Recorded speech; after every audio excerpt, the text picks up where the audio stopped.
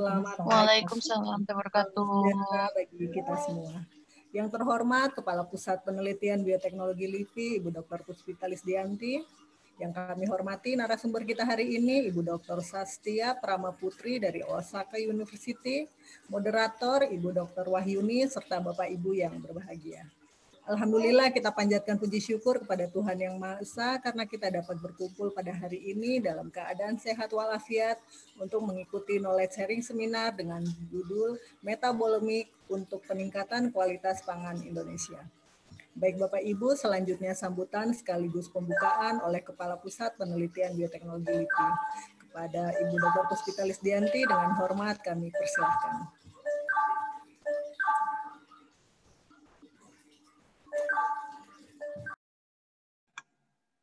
Terima kasih Mbak Wardah atas pembukaannya. Terima kasih juga Mbak Sastia yang sudah bersedia memberikan ilmunya kepada kita semua. Assalamualaikum warahmatullahi wabarakatuh. Selamat pagi, salam sejahtera bagi kita semua, salam sehat. Alhamdulillah hari ini kita bisa berkumpul kembali ya, menimba ilmu. Kalau hari ini kita akan menimba ilmu, mencari ilmu nih dari Mbak Sastia yang juga sebenarnya diaspora yang menjadi dosen tetap di Osaka University. Jadi luar biasa memang ilmuwan Indonesia itu bisa menjadi pegawai tetap ya di Osaka University. Kemudian juga perlu saya sampaikan knowledge sharing seminar biotek itu mungkin berbeda dengan yang lain. Jadi kita memang sekali satu, tapi kita kupas habis. Pertanyaannya juga silakan bertanya dari yang mendasar, yang belum tahu, tak nanti juga jika di dalam penjelasannya Mbak Sastia itu kita perlu ingin tahu itu tolong ditanyakan ya. Semoga Mbak Sastia juga bersedia ya untuk menjawab pertanyaan dari teman-teman semua. Oke, untuk menyingkat waktu kita mulai saja seminar hari ini dan semoga ilmu yang kita dapatkan hari ini itu dapat bermanfaat bagi kita semua. Saya juga mengucapkan terima kasih nih kepada Mbak Wahyuni yang menjadi moderator yang nanti antara pertanyaan yang di chat dan yang langsung itu nanti bisa didiskusikan semua. Terima kasih. Dengan demikian knowledge sharing seminar hari ini kita mulai. Wassalamualaikum warahmatullahi wabarakatuh. Waalaikumsalam warahmatullahi wabarakatuh. Terima kasih kepada Ibu Kapus atas sambutan dan pembukaannya. Baik Bapak Ibu, sebelum kita ke acara inti pagi ini dan untuk kelancaran acara hari ini, mari bersama-sama kita menundukkan kepala sejenak, berdoa menurut keyakinan masing-masing. Berdoa mulai.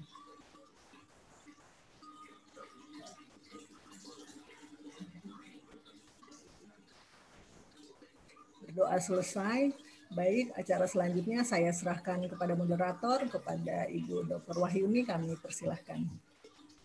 Ya, terima kasih Bu Wardah, terima kasih juga Bu Kapus, Bu Lilis, atas kesempatannya untuk menjadi moderator pada KSS hari ini dengan tema Metabolomics untuk bioteknologi pangan atau tanaman. Akan saya bacakan sedikit CV dari Bu Sastia. Bu Sastia ini merupakan asisten profesor pada Department of Biotechnology, Graduate School of Engineering di Osaka University, Jepang. Beliau juga menjadi adjunct lecturer di ITB dan juga adjunct profesor di IPB. Banyak sekali pencapaian Bu Sastia di internasional, seperti beberapa grant penelitian dari funding internasional dan juga publikasi terkait dengan metabolomics dan aplikasinya untuk bioteknologi, terutama untuk pangan.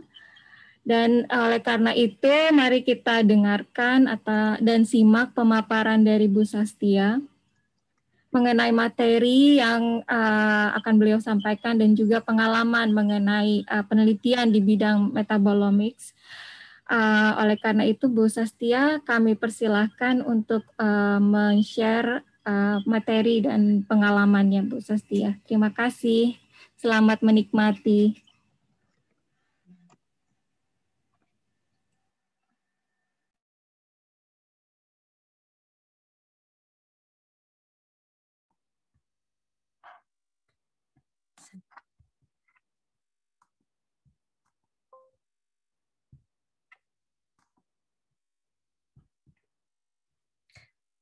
Assalamualaikum warahmatullahi wabarakatuh. Waalaikumsalam. Rekan-rekan semuanya, Ibu Kapus, Bu Lilis, terima kasih banyak atas undangannya. Pak Partogi juga yang sudah berkoordinasi, Bu Wahyuni, moderator hari ini, dan juga Mbak Wardah, MC pagi ini. Rekan-rekan semuanya yang sudah hadir di sini, selamat pagi dari Osaka. Saya senang sekali ada di sini, menyapa rekan-rekan semua yang ada di Indonesia. Walaupun jarak jauh ya, selama pandemi 1 tahun saya belum bisa pulang, tapi masih bisa bersilaturahmi dan saling belajar gitu dalam kesempatan yang kali ini. Hari ini saya izin slide saya dalam bahasa Inggris karena tidak sempat bikin slide khusus dalam bahasa Indonesia. Tapi saya akan berbicara dalam bahasa Indonesia dan nanti kita bisa diskusi dan kupas tuntas ya, seperti yang katanya Bu Lilis, juga kita bisa diskusi secara mendalam. Waktunya hari ini tidak banyak, jadi mungkin saya tidak bisa cerita semua tentang yang riset yang saya kerjakan saat ini, tapi saya harap bisa memberikan gambaran bagaimana teknologi metabolomik ini bisa digunakan untuk peningkatan kualitas pangan Indonesia. Jadi saya mulai dengan berbagai macam background dan isu kenapa saya akhirnya sedikit hijrah ya dari seorang mikrobiologi. Sebetulnya background saya adalah seorang mikrobiologi, lalu saya pindah juga untuk meneliti tentang pertanian dan juga pangan. Ini dimulai karena waktu pas saya memulai karir saya sebagai peneliti pasca lulus S3 sebagai postdoctoral researcher, saya bekerja dalam proyek besar gitu ya. Waktu itu biofuel didanai besar-besaran oleh pemerintah Jepang dan pemerintah Amerika. Waktu itu proyek pertama saya sebagai seorang postdoc namanya Metabolomics for Low Carbon Society gitu. Jadi itu di award hanya untuk ke 5 PI. PI-nya itu waktu itu Profesor Fukusaki, mentor profesor saya, dan Profesor James Liao di UCLA. Dan itu highly competitive grant, besar sekali gitu grantnya. Saya punya kesempatan untuk berinteraksi dengan ilmuwan yang ngetop ya di bidangnya di metabolic engineering. Waktu itu saya juga kan seorang microbiologist, very exciting gitu. Terus saya merasa apa yang dikerjakan sekarang ini kapan ya kira-kira akan dipakai dunia gitu. Mungkin 50 tahun lagi, mungkin 100 tahun lagi jawaban dari renewable energy. Dan kayaknya canggih banget gitu topik yang saya kerjakan ke awang-awang gitu. Terus waktu pas saya baru lulus S3 itu tahun 2010, saya lulus S3, saya diundang alma mater saya dulu 2011 atau 2012 untuk bercerita tentang riset saya gitu. Waktu itu saya cerita soal metabolomics for strain improvement gitu, untuk renewable energy, untuk berbagai macam metabolic engineering gitu. Tapi waktu itu metabolomics saja masih sangat tidak umum gitu untuk kalangan peneliti di Indonesia. Waktu itu lagi masih ngetrennya genomics, transcriptomics gitu, 11 tahun yang lalu. Lalu apalagi saya cerita soal metabolomics untuk strain improvement yang pada saat itu grup kami adalah pioneer gitu, yang berusaha menjembatani antara dunia metabolomics dan dunia metabolic engineering. Jadi very very early stage of hybrid gitu ya antara metabolomics to metabolic engineering. Terus kayaknya saya merasa riset seperti ini kayaknya bakal bisa dipakai di Indonesia. Mungkin akan lama sekali gitu, butuh waktu. Sementara teknologi metabolomics ini sebetulnya bisa dipakai untuk berbagai macam aplikasi. Akhirnya berangkat dari saya belajar bahwa Indonesia itu kan memang negara yang sangat kaya. Hidup di Jepang saya sudah lama, Dan selalu yang saya lihat di etalase supermarket adalah produk pertanian dari Filipina, dari Thailand, dari Vietnam. Saya merasa sedih gitu, karena banyak sekali produk-produk yang saya yakin pasti lebih enak dan unggul gitu ya dari negara-negara tetangga, tapi kok nggak ada gitu di Jepang. Kenapa gitu? Apakah masalahnya gitu? Jadi saya mulai sering tuh ngobrol-ngobrol dengan rekan-rekan yang ada di Indonesia, dan memang sepertinya ada 3 faktor kunci ya yang kenapa banyak sekali terjadi crop loss di Indonesia gitu. Kita kehilangan banyak hasil panen dari Indonesia, mungkin karena disebabkan oleh penyakit. Memang mungkin karena kita tidak mengembangkan teknologi yang mungkin bisa deteksi sejak awal gitu ya. Jadi penyakitnya sudah menyebar kemana-mana, sulit sekali untuk ditangani. Terus akhirnya menyebabkan gagal panen yang luar biasa, kehilangan panennya, petani juga nggak bisa mendapatkan hasil dari itu juga masalah besar. Bukan hanya di tanaman, tapi juga misalnya di tambak udang gitu ya. Kalau terkena virus, ya udah selesai itu satu panen.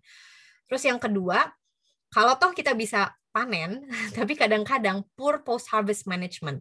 Jadi dari daerah sampai ke kota aja, dia sudah dalam kondisi yang tidak bagus, misalnya sudah keburu busuk atau sampai itu dalam kondisi yang tidak baik. Boro-boro kita mau berpikir ekspor ke negara Jepang yang memang sangat ketat persyaratan untuk impor produk-produk itu, mungkin salah satu yang paling ketat sedunia. Kalau kita antar kota saja masih belum bisa memperbaiki jalur distribusi dari source sampai ke market. Jadi memang poor post-harvest management ini PR yang paling besar. Bukan karena kita kekurangan bahan pangan, tapi karena kita tidak betul-betul serius gitu ya, mungkin sebelumnya, untuk mengatasi masalah-masalah terkait dengan disease dan poor post-harvest management. Kalau barangnya ada, sudah tidak ada penyakit, terus kualitasnya lumayan bagus, maksudnya tiba dalam keadaan tidak busuk, 2 itu sudah terpenuhi, masih kualitas kita kalah.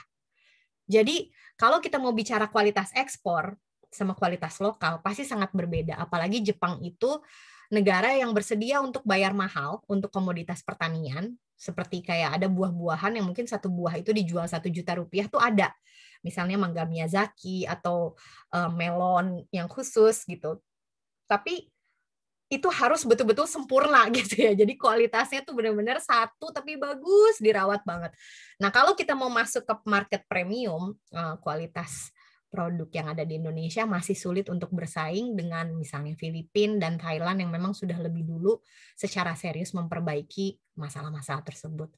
Jadi saya berpikir mungkin 2 masalah yang ada itu disease, post-harvest management itu lebih tepat untuk ditangani oleh teman-teman di agronomi, teman-teman di pertanian, teman-teman di teknologi pangan. Tapi terkait kualitas, saya berharap saya bisa bantu gitu. Jadi minimal beberapa produk yang kita pilih, komoditas ekspor yang potensial, itu kita angkat beberapa komoditas tersebut dan kita kembangkan ke premium market sehingga dia bisa diekspor ke berbagai negara tujuan. Bagaimana metabolomics bisa digunakan untuk itu? Yang pertama, sebetulnya metabolomics itu bisa menjadi tool untuk deteksi awal. Jadi sebelum terjadi ada gejala, pasti metabolismenya itu sudah berubah dan ada ciri-ciri yang bisa kita lihat sebelum kelihatan gejala yang apparent gitu. Dan apabila kita bisa menemukan early detection marker dari metabolitnya, misalnya baunya sudah agak lain nih gitu. Kita bisa mencium dari baunya tapi dari penampakan tidak kelihatan. Sebenarnya bau itu adalah dihasilkan dari misalnya aroma atau volatiles. Itu termasuk metabolit yang sebetulnya bisa kita ukur. Contoh seperti itu. Yang kedua, bagaimana kita bisa membantu untuk mengembangkan post-harvest management yang sistematis dan juga efektif. Jadi bekerja sama dengan rekan-rekan di pertanian, di teknologi pangan, teknologi metabolomik ini juga bisa untuk membantu secara strategis gitu ya, bukan trial and error, tapi tepat di sumbernya untuk bisa misalnya menginhibisi reaksi-reaksi enzimatis yang mungkin merupakan kunci untuk misalnya delay ripening sehingga pematangan buah bisa di-delay lebih lama gitu sehingga bisa tahan sampai ke negara tujuan, tidak keburu busuk misalnya dan lain sebagainya. Yang ketiga adalah tentunya bagaimana kita bisa meningkatkan kualitas. Ini adalah topik yang utama yang akan saya bawakan pada hari ini. Jadi mungkin dari tadi saya sebut-sebut soal metabolomics, tapi metabolomics itu apa? Saya rasa nih rekan-rekan yang datang di sini rata-rata dari background biologi yang mungkin tidak perlu lagi dijelaskan soal metabolomics itu apa. Tapi sedikit yang saya ingin sampaikan, kenapa metabolomics itu unggul dan banyak bisa menawarkan added value dibandingkan omics lainnya. Kalau kita bicara soal genom, itu adalah blueprint ya. Jadi metabolomics itu metabolom adalah hasil dari gene expression. Oleh karena itu dia hasil ekspresi DNA. Dan apabila setelah dia sudah diekspresi, sudah ditranslasi, maka hasil akhirnya itu berupa interaksi di level metabolisme. Dan ini yang kita berusaha untuk ukur sebanyak-banyaknya. Dan dia memiliki keterkaitan dengan fenotip yang paling erat, karena dia ada di downstream, paling bawah gitu ya. Lalu kenapa tidak banyak orang bekerja di metabolomics? Kalau kita bicara dengan DNA, RNA, itu biasanya kita perlu satu jenis mesin ya untuk mengukur semua, misalnya whole genome sequencing, atau kita bisa pakai microarray, jadi kita bisa menganalisa semua mRNA transcripts gitu. Tapi kalau metabolom, bayangkan berbagai jenis senyawa yang ada di metabolisme kita, dari mulai gula, dari mulai asam amino, dari mulai lipid, itu physicochemical properties-nya sangat berbeda. Jadi apabila kita ingin melakukan omics research, yaitu omics itu kan total profiling ya dari satu entitas biologi. Jadi itu perlu know-how dan juga perlu teknik yang betul-betul harus dipikirkan supaya dia bisa dibilang sebagai omics, yaitu comprehensive analysis of metabolites. Apabila kita hanya mengukur satu atau dua jenis, itu tidak bisa dibilang omics ya. Omics itu kan harus melihat sesuatu secara keseluruhan. Nah, apa metabolomics tersebut? Itu gabungan dari 3. Biasanya kita ada perlu expertise bioscience, bagaimanapun juga yang kita ukur adalah makhluk hidup, dan yang berasal tadinya biomaterials itu berasal dari sel yang hidup, dan kita butuh untuk memiliki pemahaman terkait dengan sampel yang kita analisa itu sendiri. Lalu kita butuh pengetahuan dari organic chemistry dan analytical chemistry, karena apabila kita ingin mengukur komponen yang ada di dalam biomaterials, maka kita perlu mengetahui bagaimana cara metode ekstraksi yang paling tepat, misalnya itu organic chemistry. Lalu kita akan menggunakan berbagai advanced instrumentation untuk mengukur berbagai komponen yang ada di dalam biomaterial tersebut. Nah, bagaimana caranya? Kita butuh analytical chemistry yang kuat.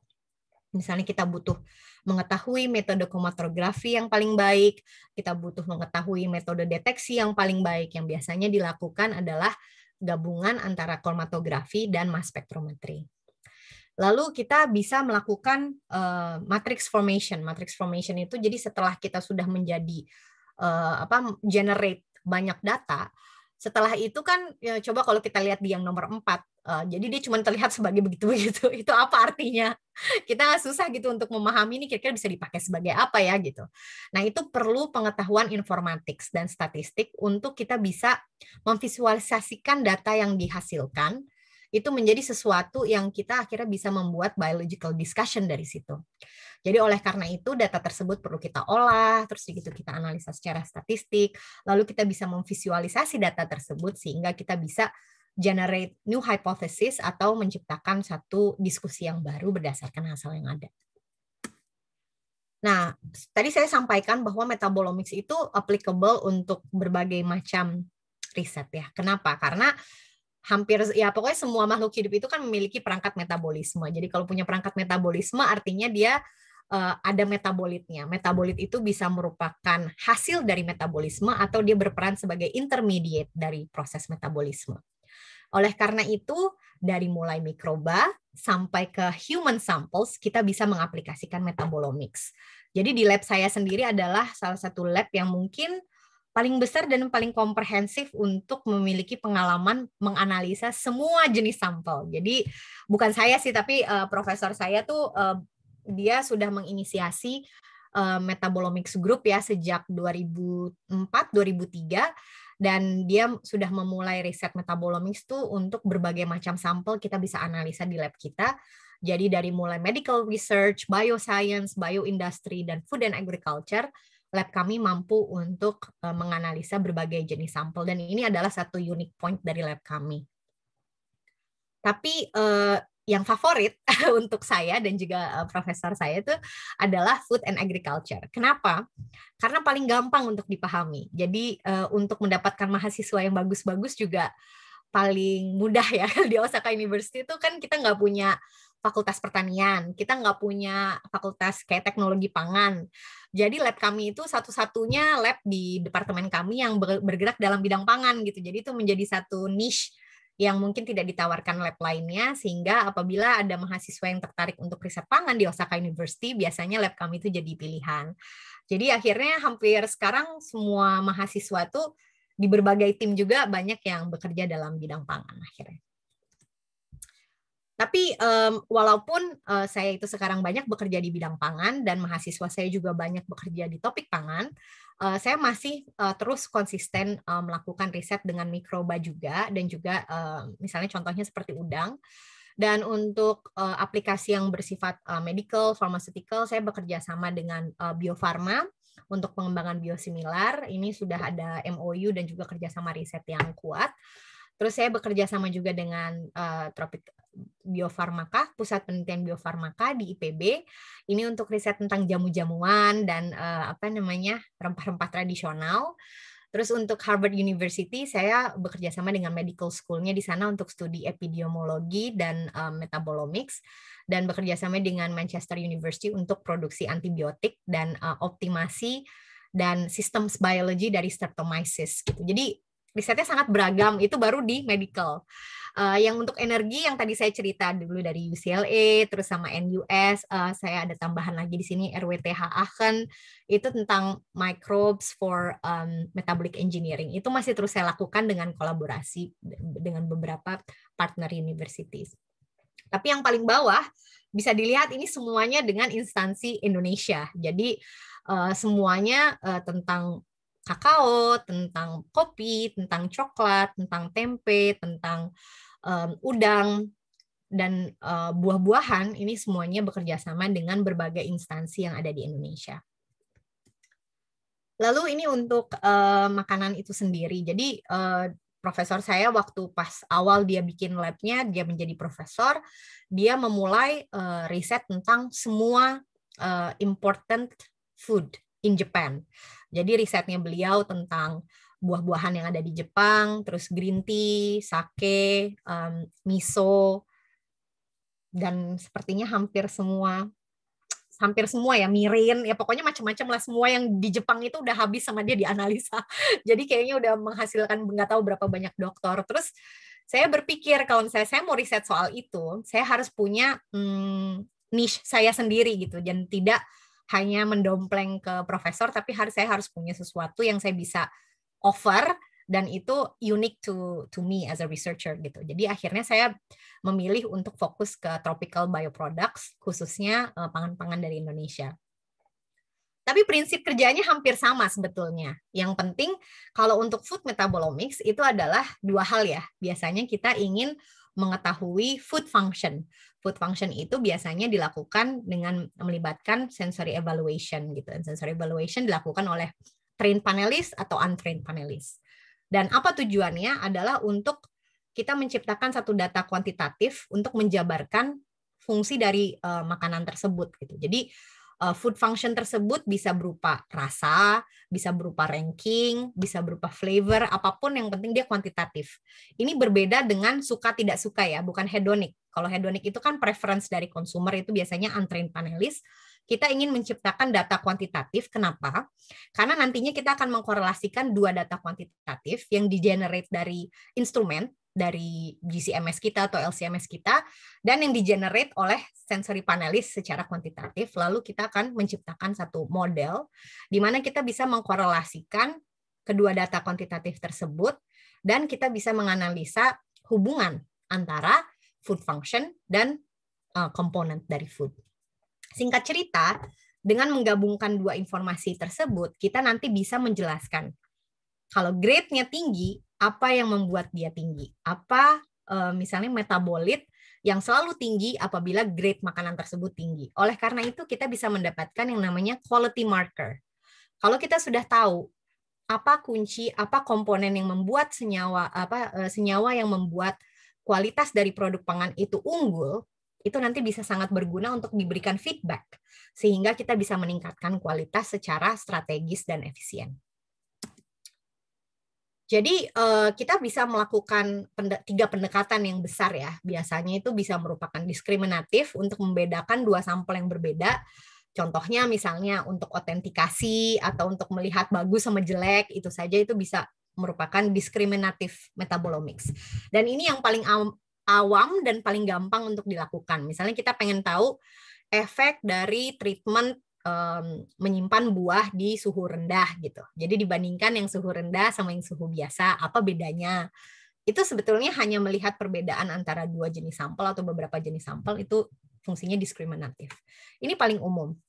Yang kedua, informatif. Ini lebih dalam lagi. Kalau kita ingin mendapatkan insight tentang proses biologis, tentang sistem biologis gitu. Bagaimana metabolisme itu diregulasi sedemikian rupa dan bagaimana kita bisa mendapatkan informasi yang lebih mendalam sehingga kita bisa devise satu strategi berdasarkan informasi tersebut. Ini misalnya mencari pathway baru gitu. Bagaimana satu organisme bisa survive dalam harsh condition gitu. Apa sih kira-kira metabolismenya berubahnya bagaimana kalau misalnya dia dalam kondisi misalnya kelaparan atau dia dalam kondisi terserang penyakit, apa defense controlnya. Ini riset-riset seperti itu mungkin ranahnya bisa sangat berguna untuk para peneliti ilmu dasar ya, basic science.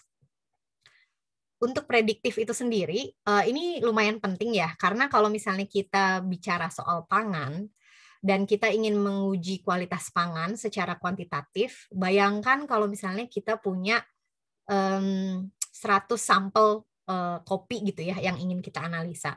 Satu panelis yang trained itu sedikit sekali jumlahnya di dunia yang punya license gitu, dan pasti ada yang namanya sensory fatigue. Kalau misalnya manusia itu dia tidak boleh diberikan sampel banyak-banyak dalam satu hari karena pasti lebih dari sekian sampel lidahnya sudah tidak lagi sensitif dan tidak bisa merasakan perbedaan yang kecil atau nanti hasilnya juga sudah tidak bagus. Jadi berarti ada keterbatasan dalam menggunakan sensory evaluation menggunakan manusia karena ada keterbatasan dari throughput. Tapi kalau misalnya kita pertama sudah bikin model, kita sudah tahu apa metabolit yang terkorelasi dengan food function, setelah itu kita bisa bikin prediction model gitu. Dan prediction model tersebut bisa digunakan nantinya untuk menciptakan satu teknologi yang high throughput gitu. Jadi bukannya kita ingin menggantikan manusia, tapi nantinya sampel yang banyak, misalnya ratusan tuh bisa di screening dulu gitu sama kita pakai mesin, baru nanti yang bagus-bagus udah tinggal diuji sama manusia untuk final sensory evaluation. Bisa seperti itu, jadi untuk meningkatkan throughput. Nah, ini yang saya kerjakan saat ini dan juga yang dikerjakan di lab kami untuk semua riset food. Yang ada beberapa jenis. Yang pertama agriculture, ini tentang pertanian ya. Jadi ada saya punya riset tentang buah-buahan, ada manggis, ada mangga, ada pisang, ada nanas. Ini yang sudah dikerjakan. Lalu saya ada topik juga untuk kopi dan kakao dan bekerja sama juga dengan artisan chocolate producer di Indonesia yang single origin. Lalu profesor banyak bekerja sama dengan Japanese company seperti Kikkoman, itu salah satu kolaborator kita yang paling lama. Morinaga untuk cheese, mungkin pernah dengar namanya Morinaga. Nah, Santori untuk bir, terus Japanese sake untuk gekekan, itu topiknya profesor. Kalau saya senangnya yang Indonesia saja, jadi topik saya terasi, tempe gitu. Itu topik riset saya untuk fermented food. Jadi saya tidak menyentuh riset yang tentang sake atau yang lainnya. Tapi saya juga tertarik untuk mencoba riset di bidang perikanan atau aquaculture. Jadi saya juga sudah memulai riset tentang udang faname dan udang windu sejak beberapa tahun yang lalu. Dan apa yang dikerjakan? Ya itu kira-kira melihat perbedaan antar kultivar, beda mangga dari seluruh Indonesia, misalnya mangga gedong, mangga mana lagi, mangga podang, itu bedanya apa, seperti itu. Terus tempe yang diproduksi dari mana-mana, bedanya apa. Nanti saya akan cerita lebih banyak tentang riset yang dilakukan dengan produk pangan dari Indonesia. Ini contohnya riset saya yang paling baru, belum dipublish, ini lagi di prepare untuk publication. Ini adalah karena tadi topiknya tentang peningkatan kualitas ya, saya ingin mengilustrasikan sedikit tentang bagaimana kita bisa meningkatkan kualitas kopi lewat pendekatan metabolomics. Jadi kualitas itu bagaimana cara kita mendefinisikan kualitas. Kualitas itu bisa didefinisikan secara subjektif atau secara objektif. Tapi tentunya untuk riset kita harus mendefinisikan kualitas secara objektif dan kuantitatif. Dan bagaimana caranya? Ada yang namanya cupping test. Cupping test ini yang biasa dilakukan untuk kopi jenis yang bagus-bagus, itu namanya specialty coffee. Itu dilakukan berdasarkan metode yang dikembangkan oleh Specialty Coffee Association, itu SCA atau SCAA dulunya. Dan ini terdiri atas 10 attributes dengan skala masing-masing 0 sampai 10. Jadi kalau dikalikan 10 kali 10, maksimum skornya 100. Apabila kopi ini berdasarkan cupping score mendapatkan cupping score lebih dari 80, dia dikategorikan sebagai specialty grade atau specialty coffee. Dan biasanya specialty coffee ini selalu dijual, biasanya ya, selalu dijual sebagai single origin coffee. Nah, sekarang kita bagaimana caranya kita bisa mendapatkan informasi tentang apa sih yang bikin kopi itu high cupping score gitu. Kira-kira apa sih metabolit yang terlibat atau berkorelasi positif dengan kualitas kopi? Caranya adalah kita kumpulkan berbagai macam kopi yang memiliki cupping score yang beragam gitu ya. Harus punya range. Dia harus dari cupping score rendah sampai cupping score tinggi. Tapi saya nggak mau nyampur specialty coffee sama yang kopi yang jelas-jelas kopi jelek gitu ya. Jadi saya beranggapan, oke, sesama kopi yang bagus. Apa yang bikin dia bagus sama bagus sekali sama bagus banget gitu ya. Yang excellent gitu. Apa sih kira-kira?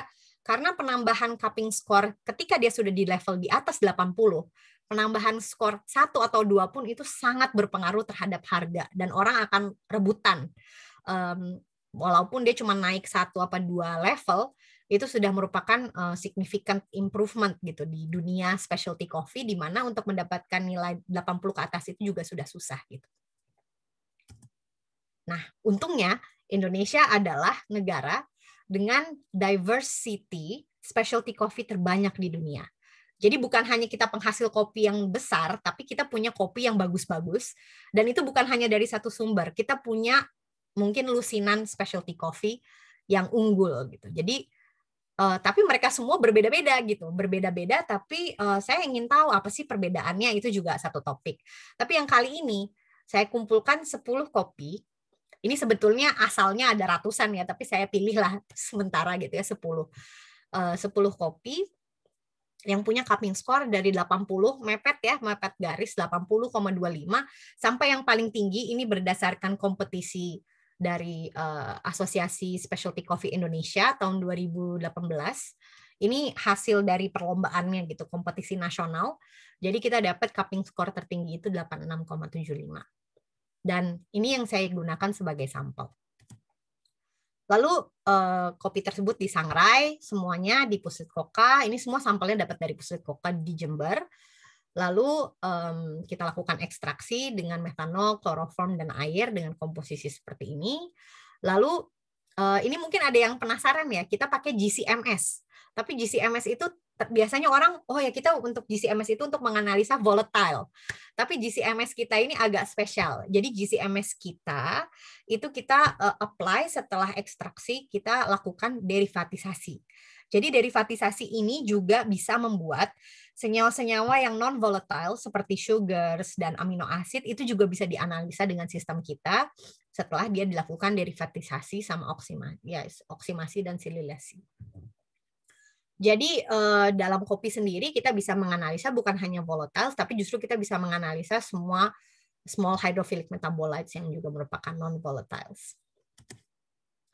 Lalu semua yang kita ukur itu 97 senyawa gitu yang kita anotasi dari kopi. Ini semuanya secara sekaligus, ini namanya omics ya. Makanya kita bukan menganalisa satu-satu senyawa gula berapa, yang ini senyawa asam amino berapa, tapi semuanya. Kita gabungkan informasi tersebut dan kita buat model. Model ini saya gunakan yang namanya orthogonal projection to latent structure. Ini adalah sejenis multivariate analysis, ya, statistical method untuk melihat korelasi kuat antara Y dan X. X-nya itu adalah explanatory variable. Explanatory variable artinya variabel yang kita gunakan untuk menjelaskan Y. Y-nya itu apa? Y-nya itu kopi, kualitas kopi. Kualitas kopi itu apa? Didefinisikan secara kuantitatif melalui cupping score. Jadi Y-nya adalah cupping score, X itu semua senyawa yang saya analisa dari mesin GCMS. Dan akhirnya kita bisa menemukan berdasarkan OPLS maximum correlation antara si senyawa yang kita analisa 97 ini dengan si Y, yaitu cupping score kopi. Dan kita bisa menghasilkan yang seperti kayak regression model, dan kita bisa melihat korelasi antara X dan Y secara maksimal. Lalu saya tidak akan secara detail menjelaskan gitu ya soal statistiknya, tapi saya ingin menyebutkan dua parameter penting setelah kita bikin model. Yang pertama adalah VIP score. VIP bukan very important person, tapi ini penting juga. Variable influence on projection. Jadi a parameter which indicates the importance of X variables for the model. Jadi kalau VIP-nya itu lebih dari 1, itu dianggap penting untuk model tersebut gitu. Jadi dia berkorelasi positif atau negatif kita belum tahu. Berarti tapi yang penting dia penting gitu untuk model tersebut. Penting untuk kualitas. Nah, regression coefficient itu bisa positif bisa negatif. Kalau dia positif berarti dia berkorelasi positif dengan peningkatan cupping score. Dalam hal ini cupping score kan Y variable. Kalau dia negatif berarti dia berkorelasi secara negatif untuk cupping score.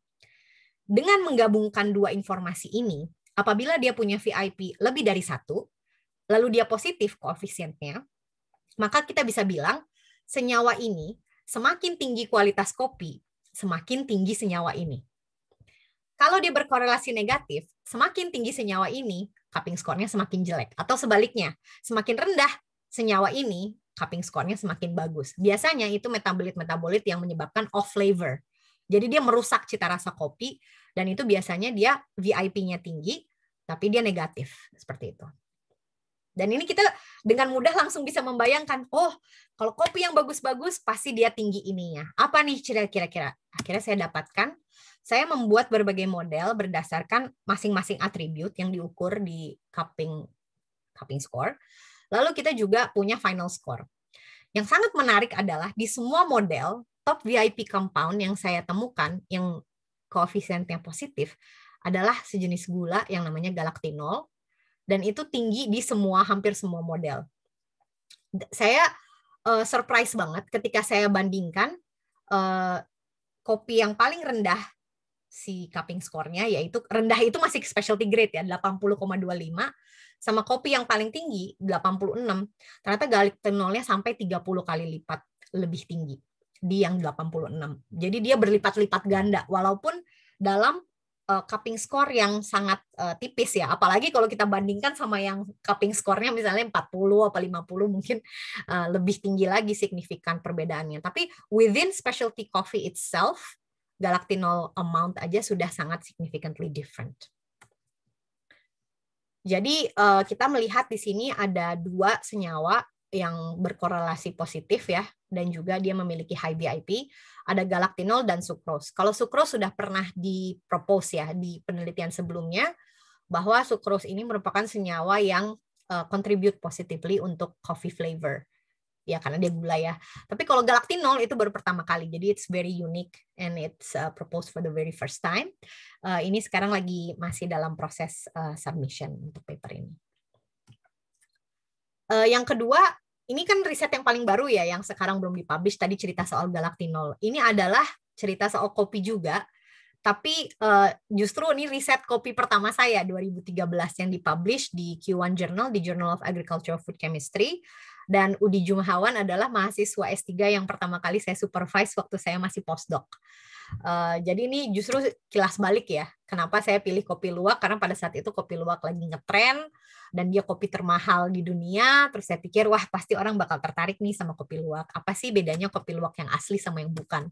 Itu saja sih sebetulnya pertanyaan risetnya. Karena kan kopinya mahal banget.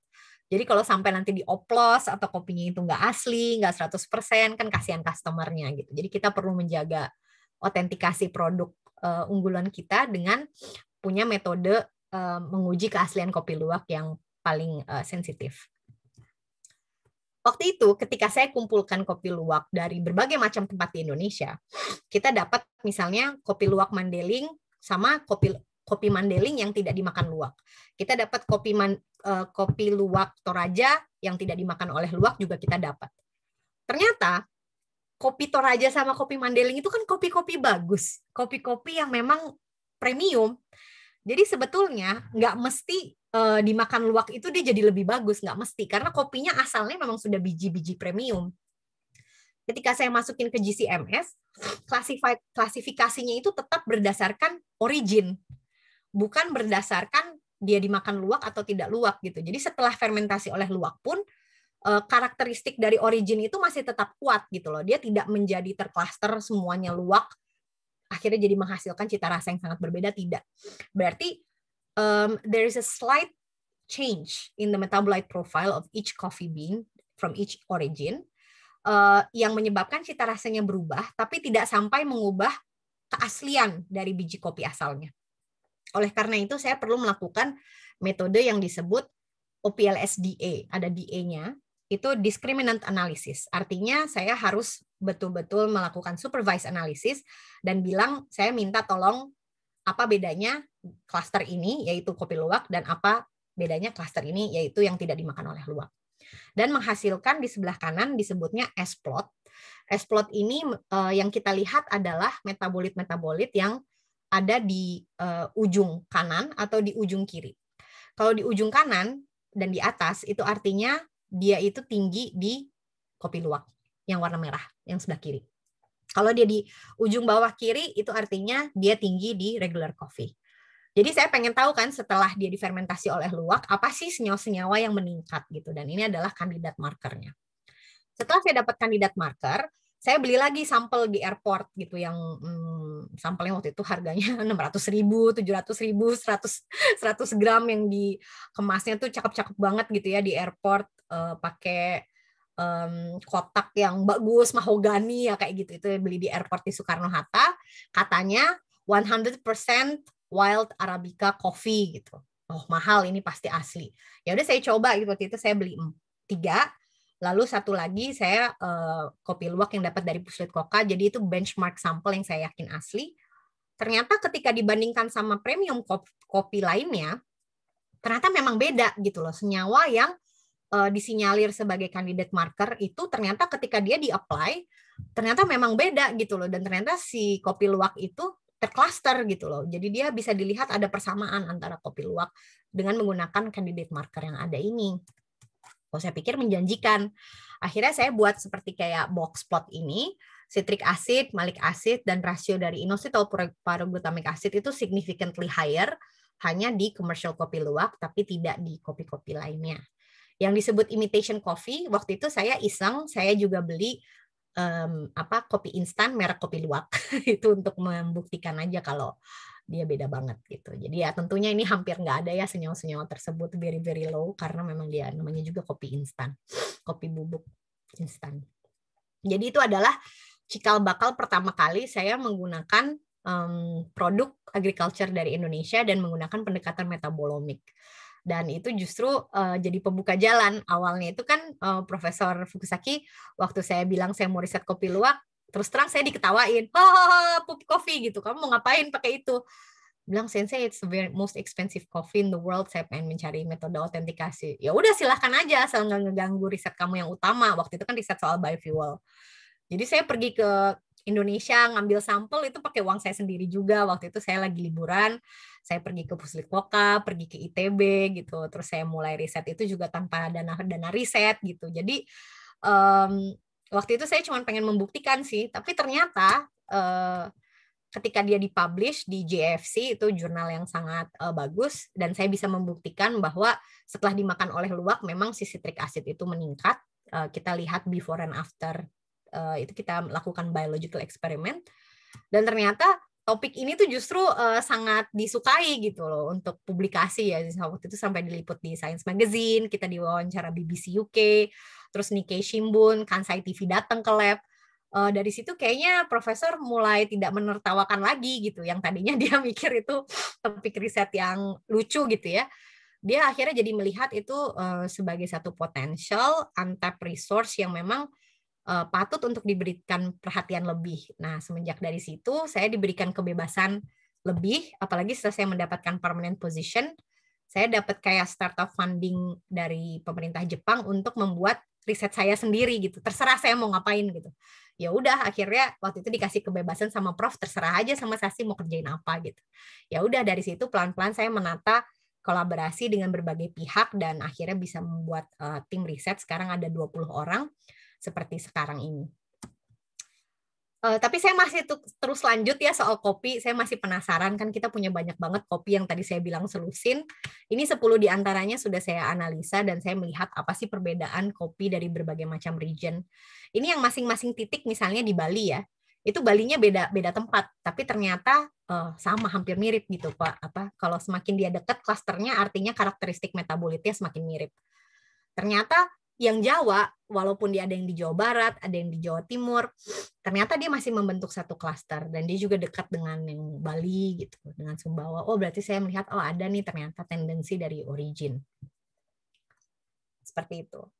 Dan itu dipublish 2019 dan ini yang 2020 tahun lalu tentang bagaimana kita bisa meningkatkan kualitas kopi dengan metode fermentasi gitu. Jadi berangkat dari pengalaman saya dengan kopi luwak, ini Profesor Pinkan Adityawati ini guru saya dulu, kita bekerja sama dalam rangka World Class Professor Program, saya corresponding author dan Ibu Pinkan first author dari paper ini. Kita menyadari bahwa fermentasi ini merupakan kunci ya, natural fermentation ini kunci untuk meningkatkan kualitas kopi. Yang kita lakukan adalah second fermentation, bijinya setelah dia dikeringkan, kita fermentasi lagi di lab. Di fermentasinya pakai apa? Kita ngambil bakterinya dari ekskritnya, ekskrit fesesnya luwak. Jadi sebetulnya pengennya ngambil dari luwak gas, tapi kan nggak mungkin ya. Jadi kita ngambilnya dari si sekretnya, lalu kita isolasi, dan kita mendapatkan beberapa bakteri dari situ, dioptimasi oleh mahasiswa ITB, lalu kita optimasi untuk mendapatkan strain dengan enzymatic activity yang optimal. Setelah itu kita optimasi supaya karakteristiknya mendekati karakteristik dari kopi luwak. Dan yang menarik, seperti tadi saya sampaikan, mirip dengan yang kejadian seperti kopi luwak. Walaupun dia selesai difermentasi, dia tidak mengubah karakteristik dari single origin coffee itu sendiri. Setelah difermentasi, bisa dilihat ya yang tidak difermentasi itu yang bulat-bulat. Yang kotak itu fermentasi tipe A, yang segitiga itu fermentasi jenis B gitu ya. Jadi beda inoculum ratio. Ternyata dia karakteristik Jawa, Sumedang, Gayo Aceh, Kintamani, Balinya tetap aja kayak gitu. Tapi dia sedikit berubah. Kalau misalnya dia dibandingkan, hanya satu-satu kita analisa, baru kelihatan. Misalnya kita analisa bijinya yang Sumedang sendiri gitu. Di situ baru kelihatan. Yang saya pengen sampaikan adalah dari kontrol sama metode fermentasi kita, ternyata dia bisa meningkatkan cupping score sampai 3 tingkat. Dari 81 kontrolnya sampai kita bisa meningkatkan paling tinggi itu 85,33. Itu very big achievement untuk bisa meningkatkan cupping score sampai 4 skor ya. Tadi saya sempat sampaikan 1-2 skor aja itu sesuatu yang signifikan. Ini dipublish di Q1 Journal di Metabolomics, dan juga kita sudah mendaftarkan patennya, Vero-V namanya, fermented coffee. Di Indonesia sudah kita daftarkan patennya di 2019.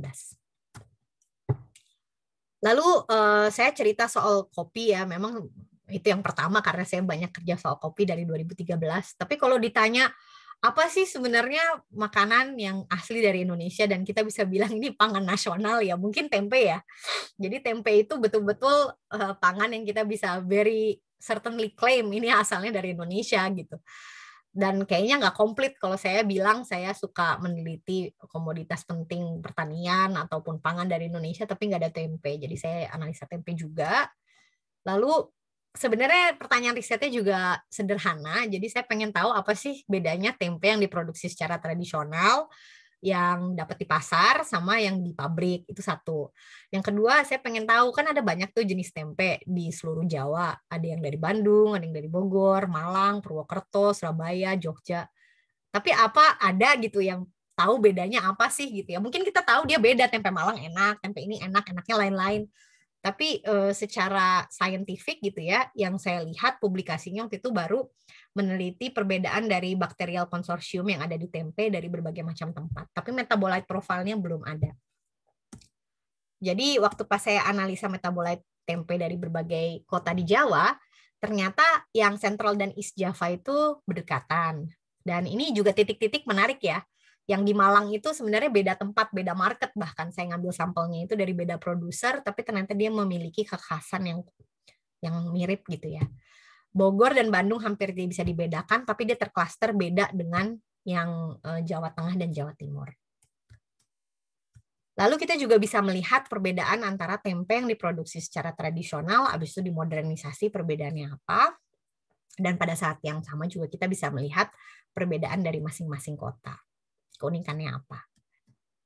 Dan secara singkat saya juga pengen cerita soal buah-buahan.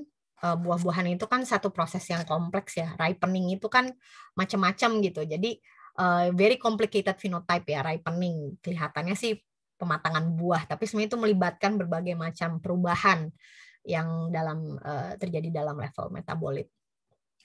Jadi ini adalah kerjasama dengan ITB dan IPB terkait tentang post-harvest treatment di mangosteen. Ini prinsip yang sama bisa dipakai untuk berbagai macam buah ya. Kita bisa melihat kalau buah itu matang, yang terjadi itu banyak. Bisa warnanya berubah, aromanya berubah, kadar gulanya naik, lalu biasanya terjadi fruit softening dan lembek gitu ya, jadi banyak kalau misalnya udah terlalu matang. Nah, 4 hal ini adalah perubahan-perubahan yang terjadi sebagai hasil dari proses dinamis dan perubahan biochemical yang disebabkan oleh baik itu perubahan yang memang dalam level metabolisme ataupun perubahan yang terjadi dari efek environment itu sendiri.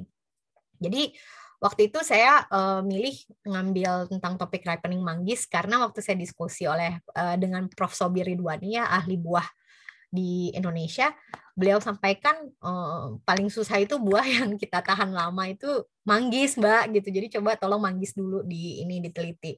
Jadi saya kerja sama Prof. Sobir, ya udah Pak, saya coba untuk meneliti apa sih yang terjadi di fruit ripening. Jadi ini ripening proses di mangosteen.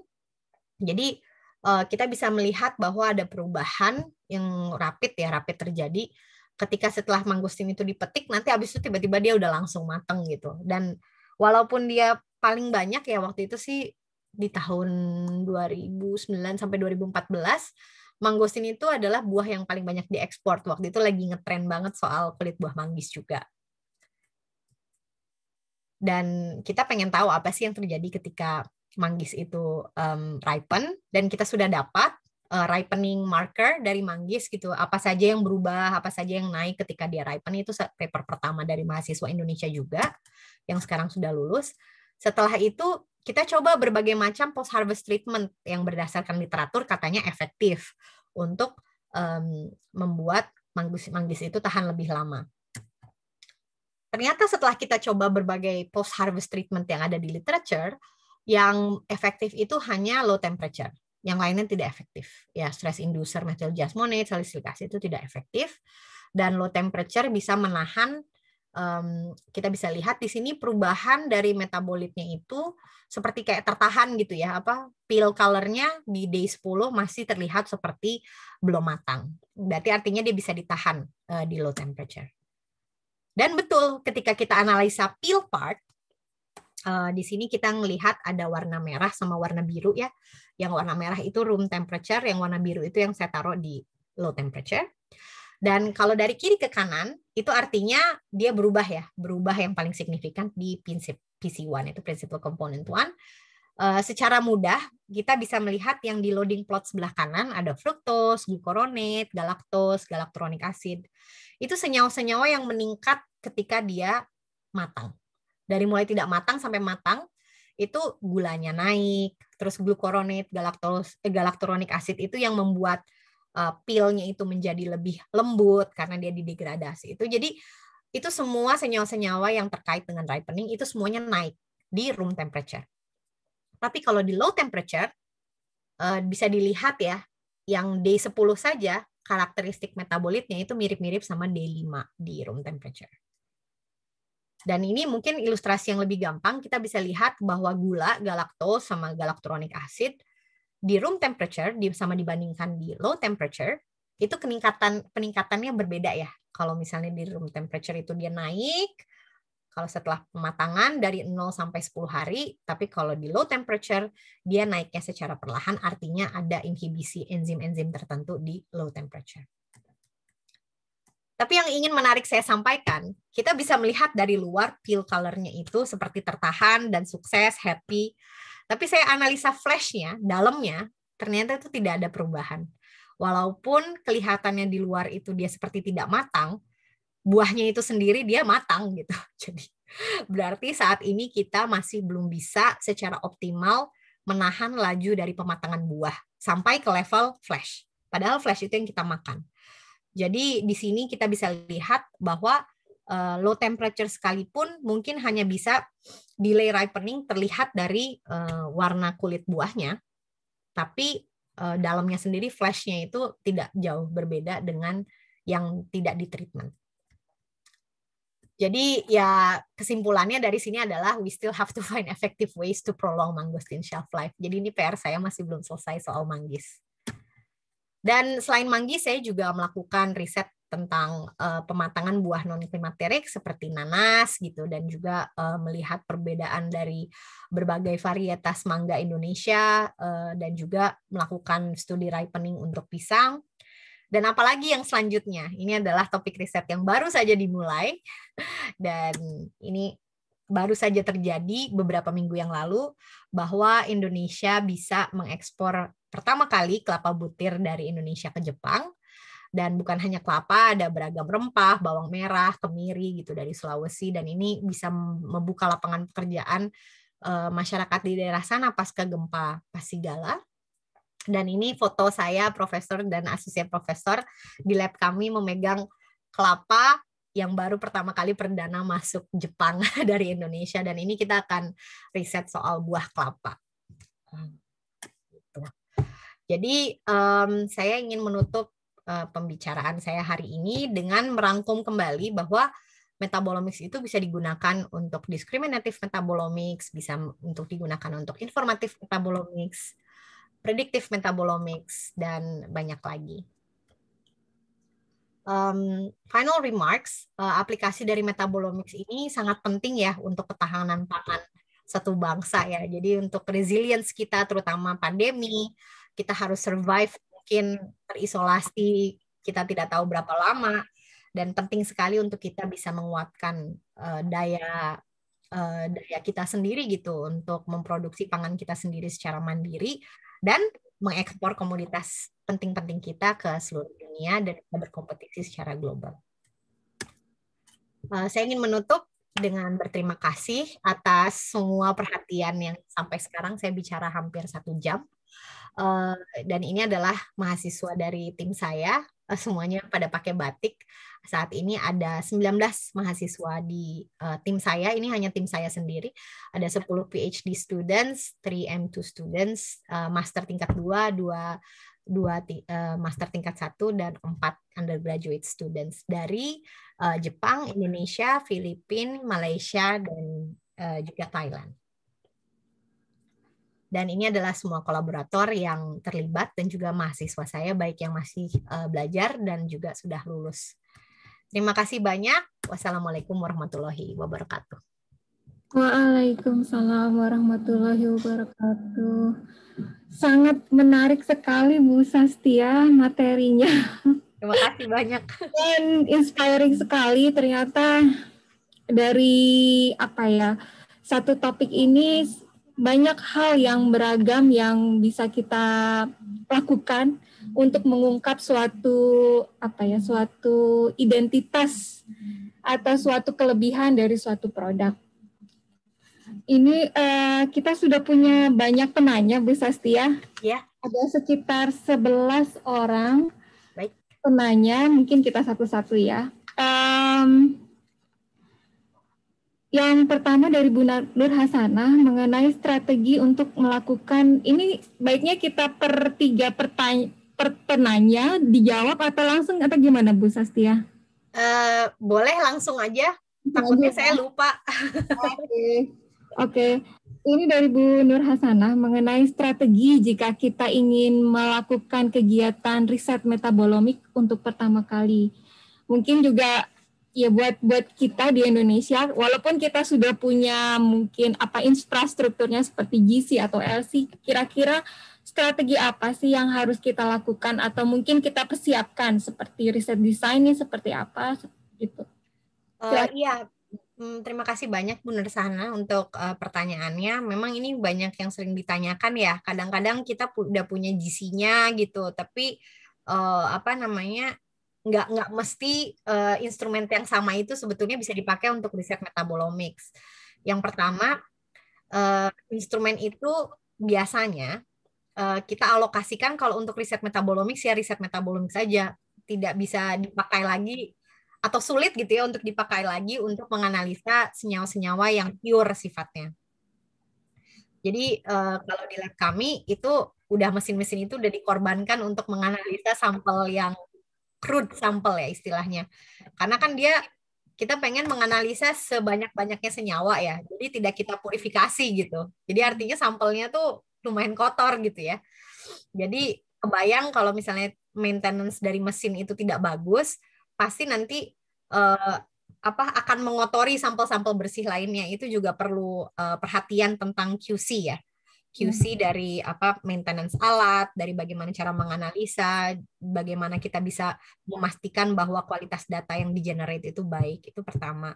Yang kedua memang experimental design itu crucial. Jadi kadang-kadang kalau misalnya kita tidak memahami apa yang penting dalam riset metabolomics, terkadang kita malah menganalisa sampel banyak-banyak. Padahal menganalisa sampel banyak-banyak belum tentu dia itu sebetulnya berguna. Jadi kita harus secara strategis memilih sampel yang representatif, desain eksperimen juga harus betul, supaya kita bisa meminimalisir untuk menganalisa sampel dalam jumlah tinggi yang sebetulnya akan menurunkan kualitas data itu sendiri. Yang ketiga adalah yang paling sulit. Setelah kita udah masukin ke dalam mesin, kan selanjutnya kita melakukan identifikasi senyawa ya atau anotasi. Nah, untuk kita bisa menganalisa atau mengidentifikasi atau menganotasi semua peak, itu berarti kita harus memiliki kemampuan untuk matching ya dengan database. Dan kalau database-nya itu kita pakai database luar, kan kondisinya berbeda dengan kondisi mesin kita ya. Jadi itu namanya metabolite level identification-nya itu level identification rendah apabila matching dengan database-nya itu database luar. Yang kami lakukan adalah kita match terhadap in-house library. Jadi kita punya database kita sendiri yang kita run dengan kondisi mesin kita, dan kita untuk menganotasi bisa lebih pede karena semua standarnya sudah kita run dengan kondisi yang sama. Jadi itu kita sebutnya metabolite identification level 1. Jadi kita bisa lebih yakin dengan identitas dari senyawa itu sendiri. Ini yang kesulitan paling utama kalau menurut saya tentang database di Indonesia. Karena untuk bisa melakukan proses anotasi dan match dengan in-house library, berarti kita harus bangun library-nya. Bangun library itu berarti kita harus pakai standar. Dan kita tahu sendiri standar itu mahal ya. Standar itu mahal, terus begitu juga nggak gampang untuk didapatkan. Kadang-kadang di Indonesia ada satu senyawa yang mungkin bisa inden 6 bulan. Jadi saya sering dengar itu adalah keluhan dari rekan-rekan di Indonesia. Jadi pada akhirnya banyak berkolaborasi gitu dengan lab kami. Dan mungkin nanti setelah sudah dapat marker, jadi maksudnya kayak total profilingnya itu di lab kami gitu, setelah sudah dapat marker yang potensial, baru untuk routine procedure dan targeted analysis itu dikembangkan di Indonesia. Itu satu cara juga. Mungkin kalau untuk baru memulai banget, supaya tidak overwhelmed, mungkin bisa dipilih dengan menggunakan mesin yang mungkin banyak ada gitu di Indonesia, dan juga dengan menggunakan kolaborasi mungkin untuk bisa segera memulai, mungkin itu. Betul. Nah, terkait dengan library ya Bu, memang itu sangat urgent dan krusial buat Metabolomik ya. Nah, memang sih kita perlu mungkin kolaborasi. Nah, dulu itu waktu saya sekolah itu di Belanda itu punya semacam Metabolomic Center, Bu. Dan itu mereka saling share sampel ya dari satu institusi ke institusi yang lain untuk semacam kalibrasi alat, terus kemudian teknik atau metode ekstraksi gitu. Apakah di saya yang kerjakan itu bisa menghasilkan misalnya 100 senyawa gitu, di tempat lain bisa atau tidak. Nah, itu kan sangat challenging ya Bu. Mungkin kalau dulu waktu saya pulang itu cita-citanya adalah membangun semacam Indonesian Metabolomic Center. Gitu Bu. Jadi kan saat ini memang masih sendiri-sendiri ya kita setiap institusi gitu ya. Namun saya rasa memang perlu ada gitu. Nah, kalau dari pengalaman Bu Sastia, kira-kira bisa nggak misalnya kita membangun semacam Metabolomic Center gitu di Indonesia? Mungkin dengan bantuan Bu Sastia sebagai leader. Ngacung, saya mau banget, itu mimpi saya memang. Waktu itu sempat bicara-bicara juga awal dengan Bu Lilis juga, rekan-rekan di IPB, karena rekan-rekan di UGM, kita punya konsorsium Metabolomics Indonesia ya, WA grupnya juga ada. Jadi untuk yang tertarik nanti silahkan untuk nanti di-add, mungkin ada yang sudah ada di sini bisa share link untuk join grupnya. Mungkin ada Mbak Mercy di sini, saya lagi nggak pegang WA, nanti bisa di-share di situ. Yang tertarik untuk peminat Metabolomics bisa join ke konsorsium Metabolomik Indonesia, dan rutin gitu kita bikin diskusi seperti inilah, kira-kira bagaimana kita bisa combine expertise, bertukar pengalaman. Mungkin kan masing-masing institusi punya kekuatan di metode instrumentasi yang berbeda ya. Iya, betul. Jadi itu bisa saling sharing gitu, sharing fasilitas gitu, sharing data. Ya itu sih saya mimpinya pengen seperti itu. Iya Bu Saskia, kalau nanti Bu Mary ya, mungkin bisa men-share link untuk ikut serta di konsorsium Metabolomik ini, sangat bermanfaat untuk teman-teman yang lain juga untuk saya. Nah, ini ada pertanyaan lagi Bu. Ada mengenai tadi yang database sudah, kemudian untuk ada pertanyaan lebih spesifik mengenai aplikasi untuk Metabolomik untuk melihat kesegaran udang. Apakah ya itu sepertinya bisa ya Bu ya, nanti kita lihat profil metabolite-nya ya antara segar dan tidak. Iya. Itu sudah dikerjakan. Sudah. Ya. Sudah dikerjakan. Jadi ada anak S1 kemarin saya minta analisa udang yang storage ya, efek dari storage udang terhadap tekstur dan perubahan metabolit, tekstur, warna. Kita pakai texture analyzer sama metabolite profile. Sama saya juga ngelihat itu efek dari cooking process juga. Jadi kalau misalnya dia sudah dimasak gitu, direbus atau di apa gitu, apakah dia akan tahan lebih lama atau gimana, itu juga sudah dikerjakan. Nah, tapi yang saya masih tertarik banget soal ikan, kesegaran ikan. Kalau udang udah, tapi kalau ikan itu paling kayaknya sangat menarik juga ya. Nah, kira-kira untuk ada yang bertanya juga untuk misalnya mungkin agak susah, tapi saya mungkin Bu Sastia punya ya pendapat ya. Untuk aplikasinya di para petani udang, istilahnya peternak ya. Itu tambak. Bisa nggak info atau pengetahuan mengenai metabolomik ini, misalnya kesegaran udang atau ikan itu diaplikasikan untuk petani ya, mungkin kan mereka infrastrukturnya nggak ada gitu ya. Iya. Gitu. Iya, saya setuju banget soal itu. Jadi sebenarnya kita ada 2 level kolaborasi di sini. Jadi saya punya guru saya dulu di ITB, Profesor Gede Swantika, itu memang ahli aquaculture udang, dan beliau sudah menciptakan berbagai macam sistem aquaculture gitu ya, dan sudah melatih berbagai macam petambak udang gitu. Jadi dia memang konsultannya Charoen Pop kan lama ya kayak gitu untuk diaplikasikan langsung di tambak. Dan informasi metabolomik ini selalu di-feed gitu ke aquaculture scientist gitu. Jadi itu, dan lalu nanti disosialisasikan ke para petambak lewat kolaborator kami di Indonesia. 2 level kolaborasi yang satu itu, yang satu lagi saat ini saya sedang mulai kolaborasi baru dengan perusahaan asal Swiss, di mana Prof Gede itu juga menjadi konsultan di situ. Perusahaan Swiss ini namanya Novaton, itu bergerak dalam bidang aquaculture juga, tapi kayak green energy gitu. Jadi aquaculture-nya itu very clean, terus sustainable gitu, bukan yang open pond kayak gitu.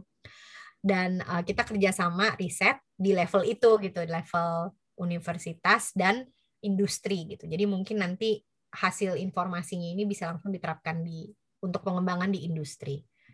Jadi ada dua user gitu yang bisa memakai, ada langsung ke petani gitu ya di Indonesia, dan juga industri besar gitu di aquaculture system juga bisa mendapatkan manfaat gitu dari riset yang kita dapat.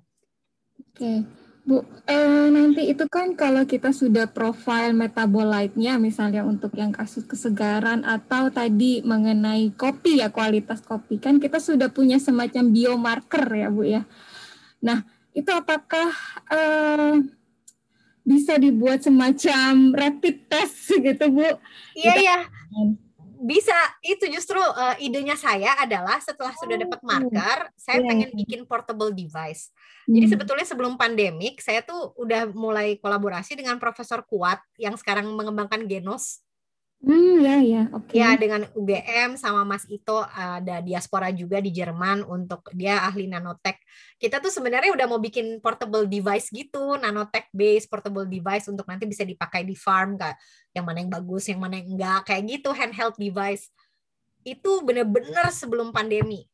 Jadi saya lagi memulai untuk kopi, terus tiba-tiba kan pandemi ya, semua riset apa segala macam kan terfokus ke situ ya. Jadi plan itu sempat tertunda, tapi sebetulnya dari grand design risetnya memang diarahkannya ke situ, Bu.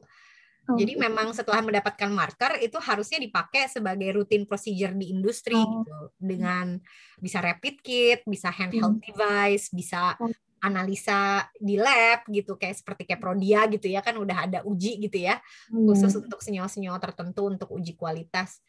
Maunya seperti itu, tapi itu balik lagi user di Indonesia itu yang harus memanfaatkan gitu hasil dari riset ini, kan udah banyak ya. Ya kendalanya di situ sih, ke hilirnya gitu. Setelah mendapatkan ini, ya bagaimana hasil tersebut bisa dipakai gitu. Itu kan udah ke teknologi ya, nanti abis itu membuat teknologi. Betul. Nah, ini kemudian masih ada pertanyaan lagi mengenai marka sudah. Apakah untuk mengetahui itu Bu, apa interaksi antara plant to plant interaction sama plant microbe interaction? Jadi kan mungkin kalau di kita itu kan sistem pertanian ada yang tumpang sari, misalnya jagung sama kedelai gitu. Mereka itu kan masing-masing tanaman itu punya kebutuhan fertilizer yang berbeda ya. Yang satu butuh nitrogen.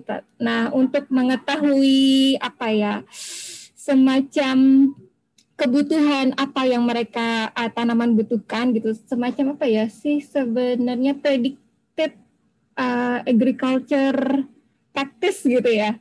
Jadi ketika kita nanti pada saatnya misalnya untuk petani, kita bisa memberikan suggestion ke mereka bahwa pupuknya cukup sekian karena itu hubungannya interaksi antara jagung dengan kedelai, terus kemudian dengan microbes yang ada di dalam atau di tanah tersebut gitu. Seperti itu gimana Bu? Apakah bisa dilakukan metabolic profiling? Bisa, asal desain eksperimennya benar-benar rapi ya.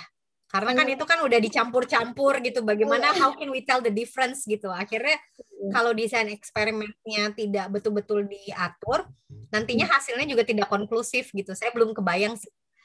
Karena terlalu banyak variabel ya Bu. Ya, banyak variabel. Kalau banyak variabel kan nanti harus ditarik benang lurus ya. Ini berarti parameter mana yang berperan. Kenapa dia berubah? Harus bisa ditarik mundur. Kalau misalnya memang nanti ke hulu, sampai ke praktis ke agriculture, kita harus tahu parameter mana gitu kan ya. Iya, betul. Karena kalau misalnya nggak bisa, ya nanti akhirnya risetnya juga nggak konklusif dan nggak terlalu bisa membantu gitu di level itu. Mungkin saya belum kebayang sih, misalnya kayak tumpang sari, berarti kita harus punya yang tidak tumpang sari, tapi juga di tempat yang sama. Ya kayak gitu kan berarti kalau harus dikontrol dulu gitu. Kalau misalnya di lapangan kan susah tuh. Betul. Jadi mungkin riset-riset yang seperti itu harus dibuktikan proof of concept-nya dulu di lab. Ya. Seperti kayak simulasi gitu ya. Dan itu terkontrol semuanya sehingga variabel-variabel yang selain daripada yang ingin kita teliti itu bisa ditekan gitu fluctuation-nya. Kenapa saya sampaikan begitu? Metabolomics itu sangat sensitif. Jadi beda dikit, nanti dia beda. Nah, bedanya itu gara-gara apa gitu? Apakah benar-benar karena perlakuannya? Apakah karena samplingnya?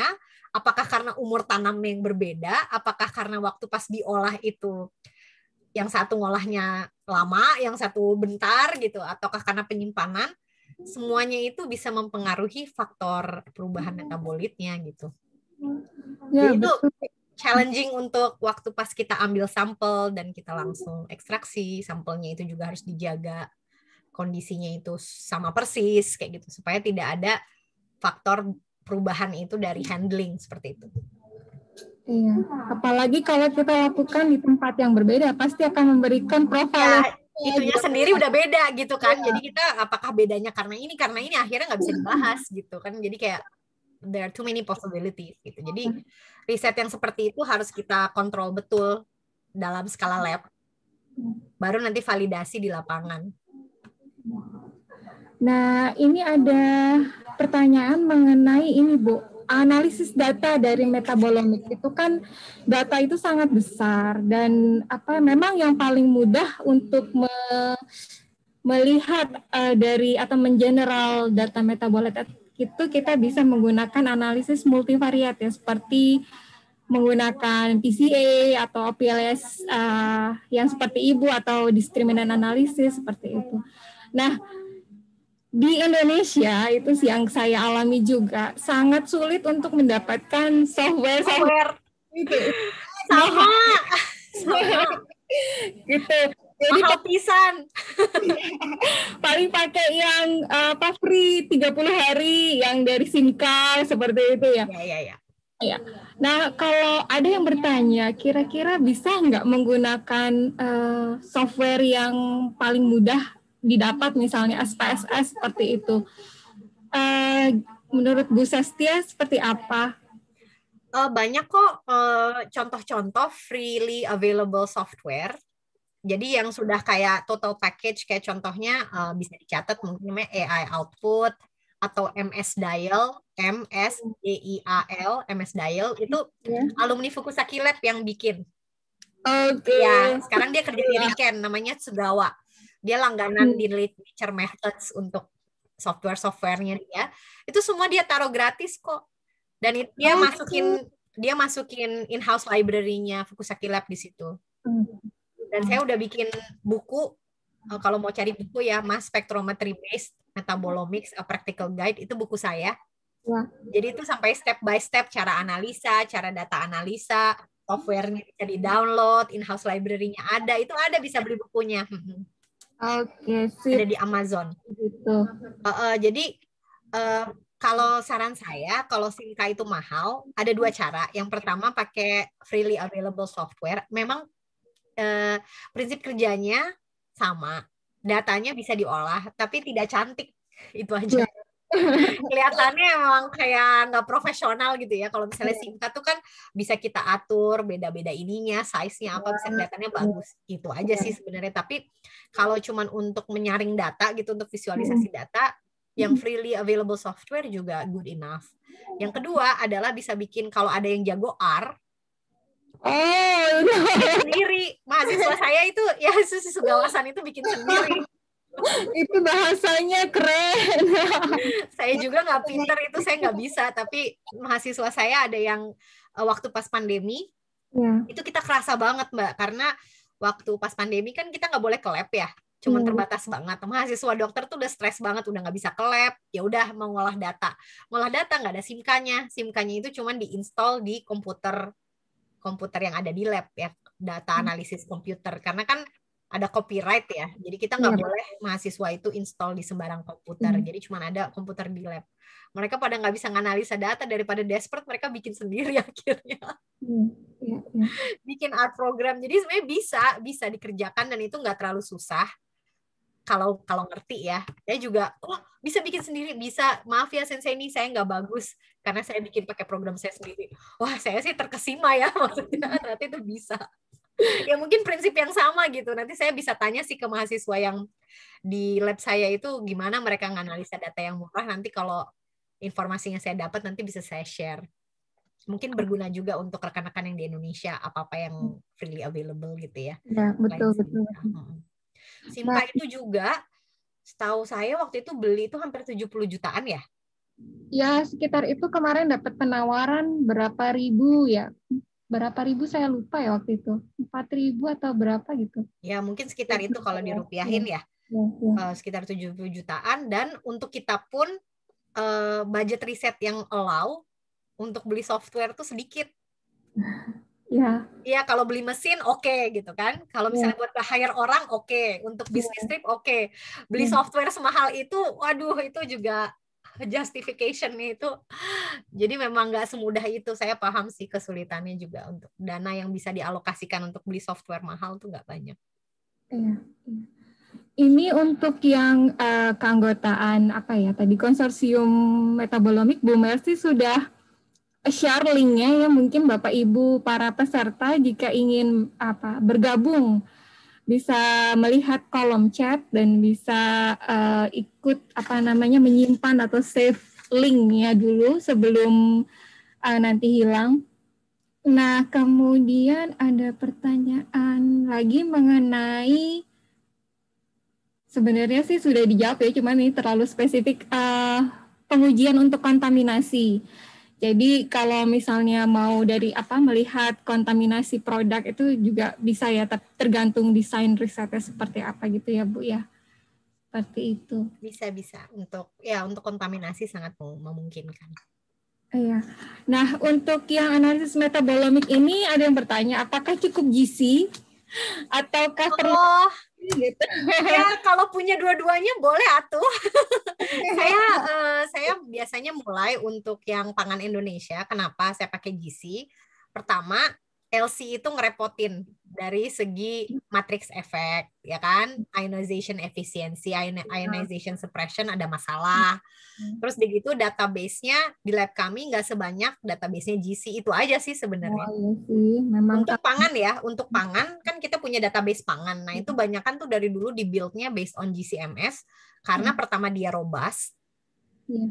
Kedua, dia itu ionization suppression dan juga matrix effect-nya itu bisa dikontrol lebih baik daripada LC. Makanya kita pakai GC. Tapi di lab kami itu ada 14 mass spec, lab kami aja ya. Dan 6 diantaranya adalah LC gitu. Jadi kita mengembangkan LC untuk di amino acid analysis, kita mengembangkan LC untuk ion pair LCMS itu khusus untuk analisa nucleotides, central metabolites yang tidak bisa dianalisa dengan GC, misalnya kayak phosphate metabolites, itu kita punya mesin khusus untuk itu. Lalu kita punya juga GCMS yang khusus untuk volatiles. Terus kita punya juga imaging spectrometry, gabungan antara seperti kayak mass microscope, bisa kita visualisasi tempatnya, distribusinya di mana, kita ada juga. Terus kita juga punya untuk menguji unsur atau elemen, itu juga kita ada. Jadi sebenarnya alatnya ada macam-macam. Cuman yang biasanya saya pakai itu GC karena database-nya sama metodenya itu well established di lab kami. Tapi mahasiswa dokter itu banyak yang menggunakan kombinasi GC dan LC gitu. di publikasi seperti yang udang itu udah GC and LC combined gitu, rata-rata dikombinasi supaya coverage-nya juga kan metabolite coverage-nya meningkat gitu. Ya banyak sih, saya selalu pakai kombinasi sebetulnya, terutama riset mikroba untuk bisa melengkapi metabolite coverage yang ada di seluruh metabolisme si senyawa metabolisme dari mikroba. Saya selalu pakai kombinasi keduanya untuk riset-riset tertentu. Tapi kalau misalnya pakai GC aja cukup, ya udah gitu. Pakai GC aja dulu gitu. Tapi kalau tidak salah itu tidak semua senyawa bisa diderivatisasi sehingga bisa dianalisis di GC gitu ya Bu ya? Iya, tidak semuanya. Jadi memang ada makanya senyawa-senyawa yang small hydrophilic metabolites itu cocok gitu. Jadi kayak contohnya phosphate metabolites itu sama sekali nggak bisa dianalisa pakai GC kita. Terus ada beberapa misalnya fatty acids gitu yang nggak bisa kayak gitu. Jadi tapi kalau misalnya senyawa-senyawa tersebut nggak penting untuk fenotype yang ingin kita cari, ya udah gitu nggak usah. Tapi kalau misalnya penting, kayak kemarin tuh yang soal udang, dia menemukan sesuatu yang very interesting gitu soal umami atau apa gitu ya, umami itu penting buat udang. Terus dia bilang umami compound di udang yang paling penting tuh nucleotide. Tapi nucleotide itu nggak bisa dianalisa pakai GC. Ya udah akhirnya dia pakai LC juga gitu. Oke. Ada yang menanyakan mengenai pengertian biomarker, Bu. Kalau tadi itu kan Bu Sastia membahas mengenai biomarker itu harus selalu yang tinggi kandungannya, gitu. Apakah kita juga bisa melihat misalnya biomarker itu memiliki kandungan yang tidak tinggi tapi berfungsi, misalnya di suatu produk itu dia punya senyawa senyawa A gitu ya Bu, walaupun dia tidak tinggi tapi punya fungsi untuk misalnya untuk kesehatan atau antioksidan seperti itu, apakah bisa disebut juga sebagai biomarker Bu, seperti itu? Kalau pembandingnya sama sekali nggak ada bisa. Oke. Kalau misalnya pembandingnya nggak ada, kayak gimana kita bisa tahu dia screeningnya kan ya? Ini salah satu syarat dia bisa dibilang biomarker. Bisa lihat box plot ini? Iya, bisa. Ya, citric acid nih ya, contohnya dia authentication marker untuk untuk kopi luwak. Jadi ada nomor 1, nomor 2, nomor 3 ya. Iya. Biomarker yang baik adalah dengan menghitung standard deviation ya, dengan standard error, itu dia sama sekali tidak boleh overlap. Apabila dia overlap, dia tidak bisa dikategorikan sebagai marker. Kenapa? Karena kalau misalnya dia overlap dan ada di tengah-tengah, jadi dia masuk ke yang mana? Biomarker itu secara convincingly dia harus jelas gitu. Konsentrasi segini, range segini, yaitu bisa dijadikan itu namanya biomarker gitu. Kalau kita tidak bisa bikin sampai selevel ini, seclean ini, biomarkernya masih ada keraguan in between, berarti itu ada area bias. Kalau dia jadi area bias, dia tidak bisa dijadikan biomarker. Dan ketika kita analisa satu biomarker, ini kan tadi saya sampaikan divalidasi hanya sampelnya sedikit ya, nggak banyak. Tapi ini sebenarnya sudah diuji biomarkernya menggunakan 100 sampel kopi. Dan cuman menggunakan biomarker citric acid sama malic acid aja. Ternyata dia secara convincingly semua terbukti. Gitu. Jadi untuk bisa dibilang biomarker harus di level itu sih. Karena kalau enggak kan ya kita nggak bisa nanti secara convincingly conclude gitu ya. Berdasarkan senyawa ini dia positif atau negatif misalnya seperti itu. Jadi biomarker itu semacam present or not gitu ya Bu. Tidak ada suatu kategori seberapa tinggi level yang dari. Oh, bisa secara kuantitatif kayak tadi kan itu sebetulnya yang bukan kopi luwak itu ada juga citric acidnya. Tapi dia di range yang sangat berbeda dengan yang kopi luwak gitu. Oke. Tapi kalau misalnya dia tidak terlalu tinggi, tapi yang dijadikan pembeda adalah completely non-existent, ya dia tetap bisa berbeda gitu.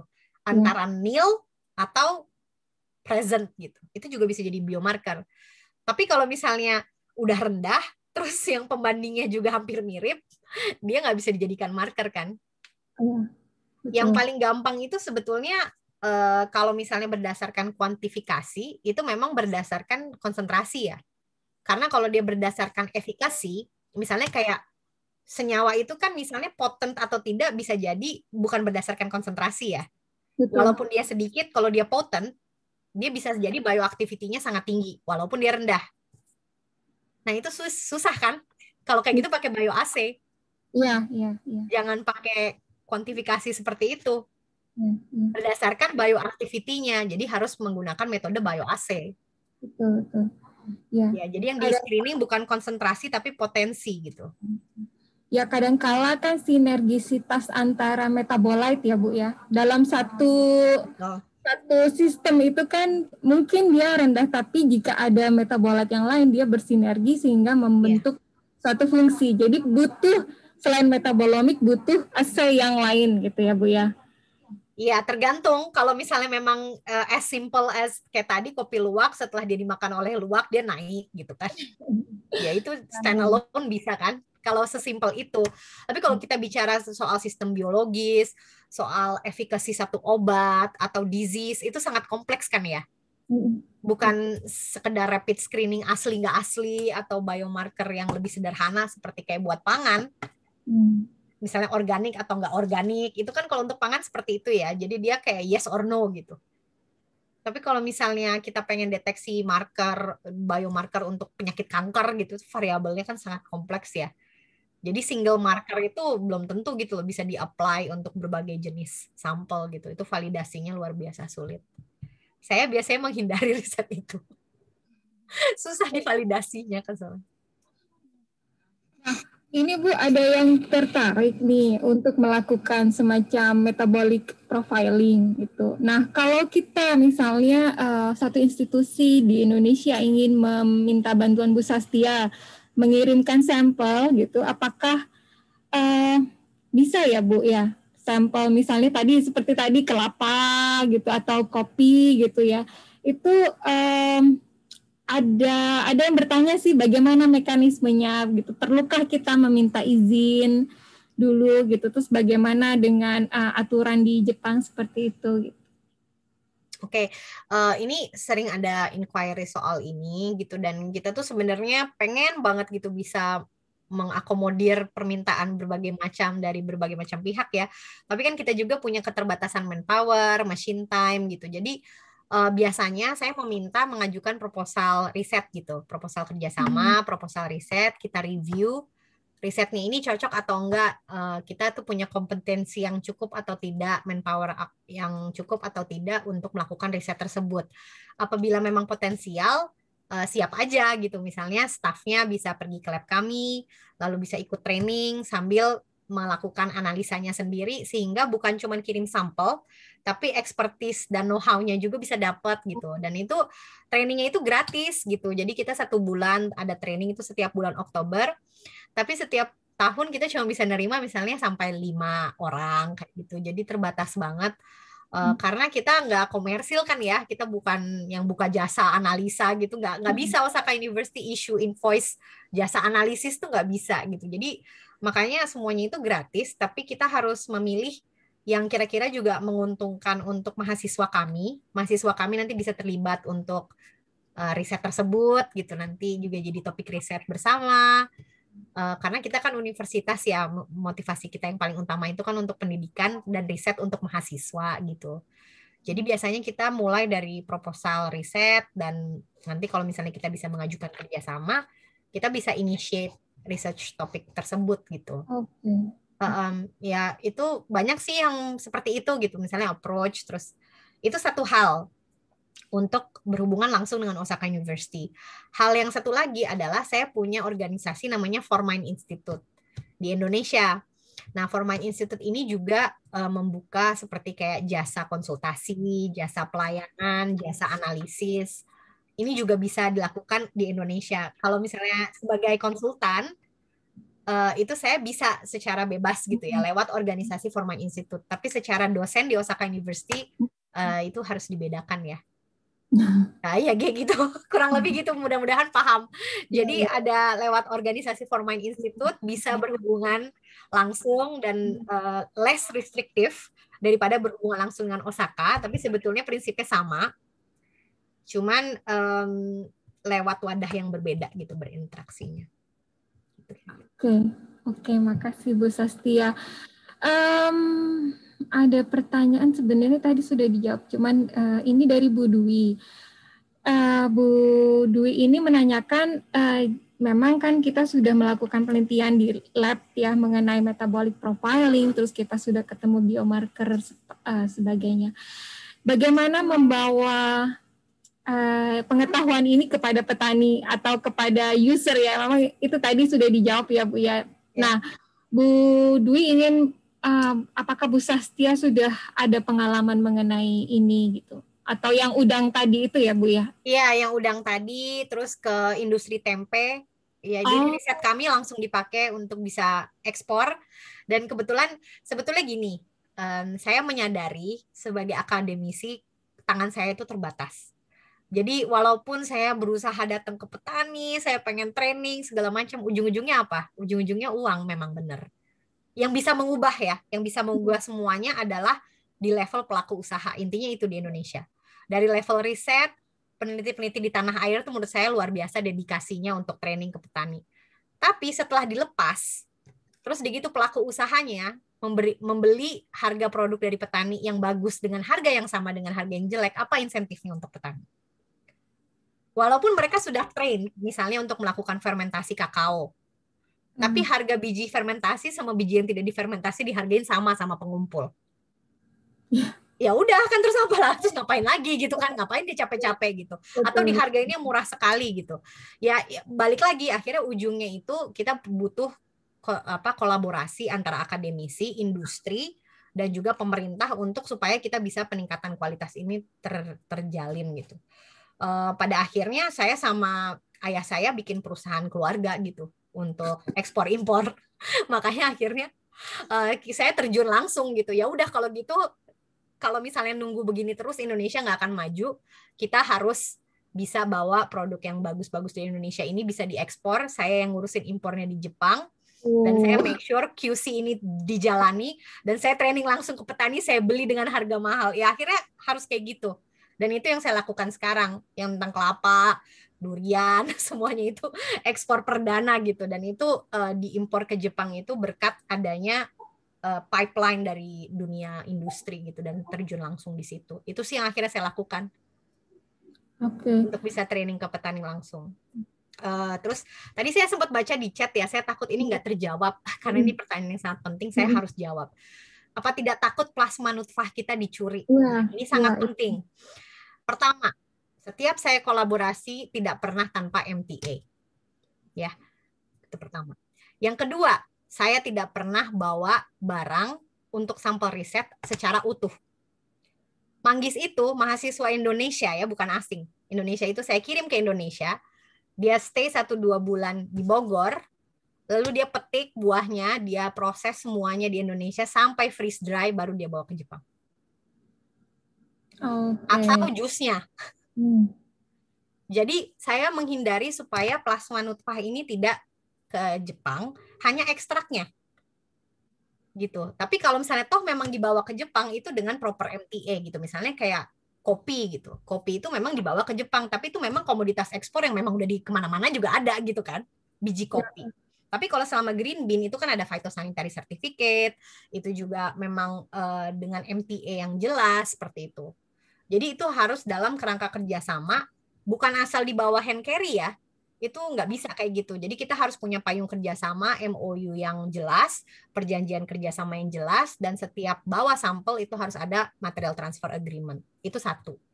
Yang kedua, hampir semua riset saya itu semua mahasiswanya itu 10 mahasiswa S3 Indonesia pergi ke Indonesia, mereka melakukan semua riset sampel collection di Indonesia, sampelnya diekstraksi sampai freeze dried, baru sampel ekstraknya dibawa ke Jepang untuk analisa. Seperti itu. Oke, jadi proses material, maksudnya sampel yang sudah terproses ya, bukan live material seperti itu ya Bu ya? Ya ada juga sih yang saya bawa kayak udang itu saya bawa seudang-udangnya, tapi kan udang itu memang udah diekspor ke Jepang. Oke. Ya kan? Iya. Kayak kopi itu memang udah diekspor, itu memang it's not endemic atau unique to Indonesia, bukan gitu. Tapi kalau ada satu biji cultivar yang khusus untuk Indonesia dan dia itu diproteksi, ya jangan dibawa gitu. Dan itu harus betul-betul hati-hati. Kita sebagai orang Indonesia ya, walaupun gimana-gimana kan saya juga hati-hati soal hal tersebut gitu. Semuanya harus dilakukan sesuai dengan koridor yang sudah ditentukan pemerintah juga. Jadi jangan ada nyolong-nyolong gitu loh. Seperti itu harus dijaga betul. Oke, Bu Sastia, saya masih ngecek ini di kolom chat ya. Ada pertanyaan lagi tadi, kayaknya ada satu. Sudah. Oh, oke. Rasanya sudah semua terjawab ya Bu Sastia. Terus Terima kasih, kemudian Bu Dwi. iya. Ada komentar ya. Akhirnya gitu, karena saya lama-lama suka ditanya hasil risetnya ini gimana, sudah dirasakan oleh petani atau belum, bagaimana impact-nya untuk Indonesia. Kok saya malu ya? Saya bilang kalau peningkatan kualitas produk pangan Indonesia untuk tujuannya bisa meningkatkan ekspor. Bagaimana gitu caranya gitu kan, bridgingnya akademia dan industri lah. Kalau pelaku usahanya juga nggak bisa kita kasih insentif atau nggak ada insentif khusus dari pemerintah gitu ya, ya susah kan ya, namanya juga itu ya, akhirnya ya udah akhirnya gitu bikin sendiri. Seperti itu. Mungkin ada partisipan lain yang ingin langsung bertanya, dipersilahkan. Kita masih punya sekitar 15-20 menit lagi. Silahkan menyebutkan nama dan langsung pertanyaannya.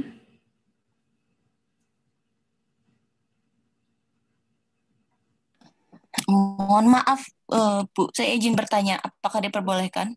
Boleh Bu Aurel, silahkan. Jadi terima kasih telah memberikan saya kesempatan untuk bertanya. Sebenarnya saya sudah mencantumkan di kolom chat, tapi akan saya bacakan saja. Jadi nama saya Aureliani Srina Rokat dari Universitas 11 Maret. Jadi sebenarnya saya tertarik mengenai metabolomik ini. Jadi sebelumnya saya tinggal di Sumedang, Jawa Barat. Nah, salah satu komoditasnya kan ubi cilembu. Dan saya dengar sendiri kalau dari orang tua, karena memang orang tua saya kan juga petani, bahwa dia punya kenalan petani ubi cilembu juga, kalau kualitas ubi cilembu yang ditanam di desanya, di desa Cilembu itu sendiri, beda dengan kualitas dari jika ditanam di luar desa Cilembunya. Nah, dari saya sekolah menengah itu saya sudah penasaran. Nah, untuk menyelidiki hal ini, apakah kita bisa menggunakan metode metabolomiknya? Apakah kita bisa menggunakan metabolomik untuk menyelidiki hal ini gitu. Seperti itu. Terima kasih banyak untuk kesempatan bertanyanya. Selamat pagi. Selamat pagi Mbak Aurel, salam kenal. Ya, saya senang sekali nih dapat pertanyaan ini. Sebetulnya riset itu sudah dikerjakan, satu mahasiswa S3 dari ITB sudah lulus dengan topik ubi cilembu. Kebetulan saya mahasiswa pembimbing keduanya di SITH ITB. Dan itu pertanyaan risetnya sama persis yang ditanya sama Mbak Aurel. Jadi ubi cilembu ditanam di daerah lain nggak sama gitu ya. Terus akhirnya kita menganalisa dari segi mikrobiologi dan juga metabolomiknya. Dan akhirnya ketemu memang penyebabnya adalah konsorsium mikrobanya yang berbeda di dalam tanah gitu. Jadi interaksi antara plant microbe interaction itu yang akhirnya menyebabkan dia berbeda, dan itu nggak bisa dipindah. Jadi bukan dari tanamannya, tapi dari si konsorsium mikrobanya. Jadi ada beberapa mikroba yang memiliki amilase yang cukup kuat gitu, sehingga dia bisa degradasi pati itu, sehingga dia meningkatkan si gulanya gitu. Dan ada mikrobanya itu juga sudah kita analisa. Sorry. Kok gini? Tadi ada gambar luwak. Itu yang fermentasi yang tadi saya bilang, kopi fermentasi. Yang ini UCISP 14. Coba dilihat di situ, sweet potato varian Cilembu. Asalnya. Jadi saya isolasi bakteri dari genus Bacillus, itu dia memiliki selulolitik activity tertinggi gitu. Jadi bukan hanya amilolitik, itu ada lagi, tapi particularly ini selulolitik bakteria ini lumayan tinggi gitu loh aktivitasnya. Jadi kita isolasi bakteri tersebut, dan itu sudah dipublish juga hasilnya. Itu adalah yang responsible gitu. Kenapa uji cilembu itu manis? Itu ada topik riset mahasiswa S3 yang sekarang kerja jadi dosen di Manado, di Manado ya, mahasiswa saya dulu. Jadi itu menarik banget. Tapi untuk metabolomics-nya waktu itu nggak sempat saya kerjakan. Kenapa? Karena kadar gulanya terlalu tinggi. Jadi saya kesulitan gitu waktu pas saya coba analisa, dia ngerusak mesin. Jadi kata yang ahli mesin, aduh ini nggak bisa uji lembu ini, harus purifikasi, harus ada metode lain gitu karena kadar gulanya terlalu tinggi gitu. Jadi dia menutupi yang lain. Jadi saya waktu itu belum berhasil gitu untuk menganalisa metabolitnya ubi cilembu. Jadi baru di level mikrobiologi aja waktu itu risetnya. Mikrobiologi dan kadar gula gitu, komponen komposisi gulanya atau gimana Bu? Yang komposisi gulanya diukur di Indonesia itu kan diukur pakai kadar gula, bisa pakai Brix gitu ya. Tapi untuk menganalisa total metabolite profile-nya itu saya waktu itu udah coba, terus kadar gulanya terlalu tinggi, terus saya nyerah deh gitu. Kayaknya terlalu banyak, harus optimasi gitu untuk itu. Ya, jadi akhirnya waktu itu ya udah deh, lulus doktornya pakai hasil mikrobiologi aja, metabolomics-nya sedikit gitu. Ini di kolom chat ada yang bertanya, Bu, apakah ada peluang S3? Oh, sangat ada. Ya, welcome banget. Kebetulan di sini ada 2 mahasiswa. Ya, satu Mbak Mercy. Mbak Mercy itu dosen UNS yang sudah keterima di Osaka University, dapat LPDP dan akan datang mudah-mudahan bulan depan ya ke Osaka University enroll doktor. Terus di sini ada Mbak Sri Surati, ini juga mahasiswa S3, dapat LPDP juga dari BPOM.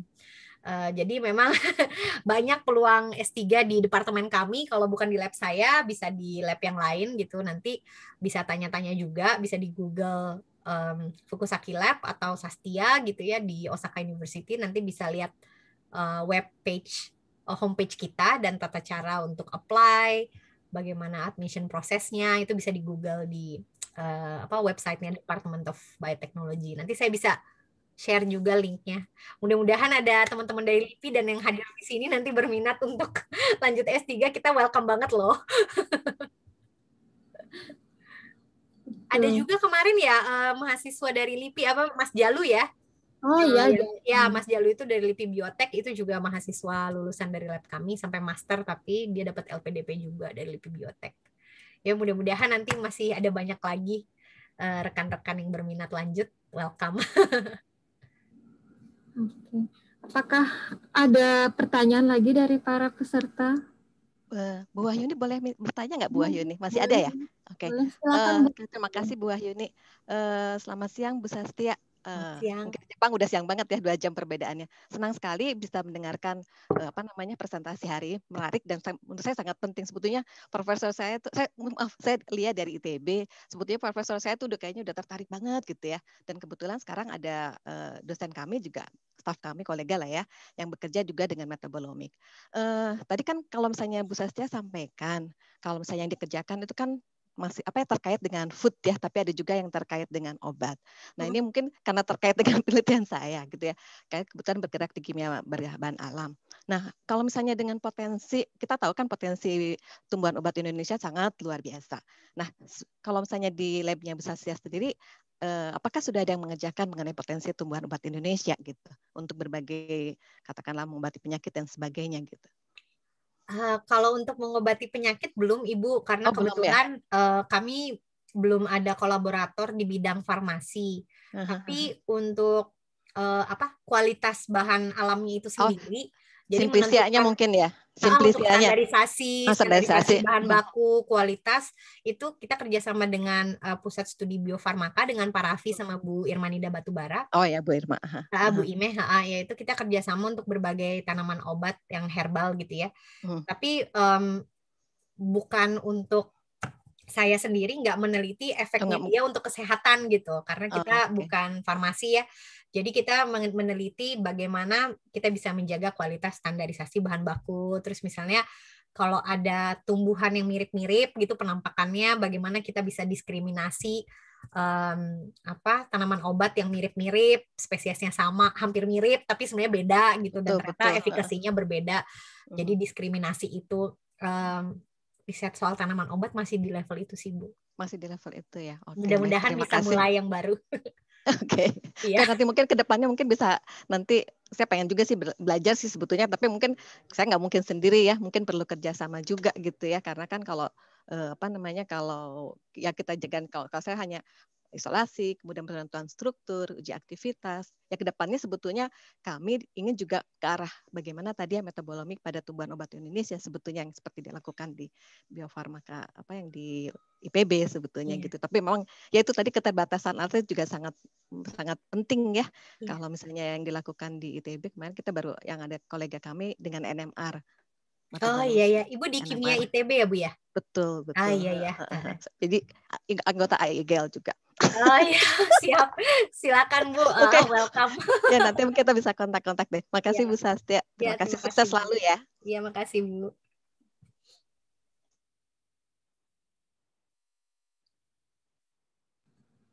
Terima kasih Bu Lia. Sebenarnya sudah tinggal 9 menit lagi. Apakah masih ada pertanyaan dari para peserta yang ingin bertanya langsung? Nah, sekarang Bu Sastia, saya bertanya aja deh sambil menunggu. Di tengah-tengah ini kan di Jepang juga masih pandemi ya, COVID ya.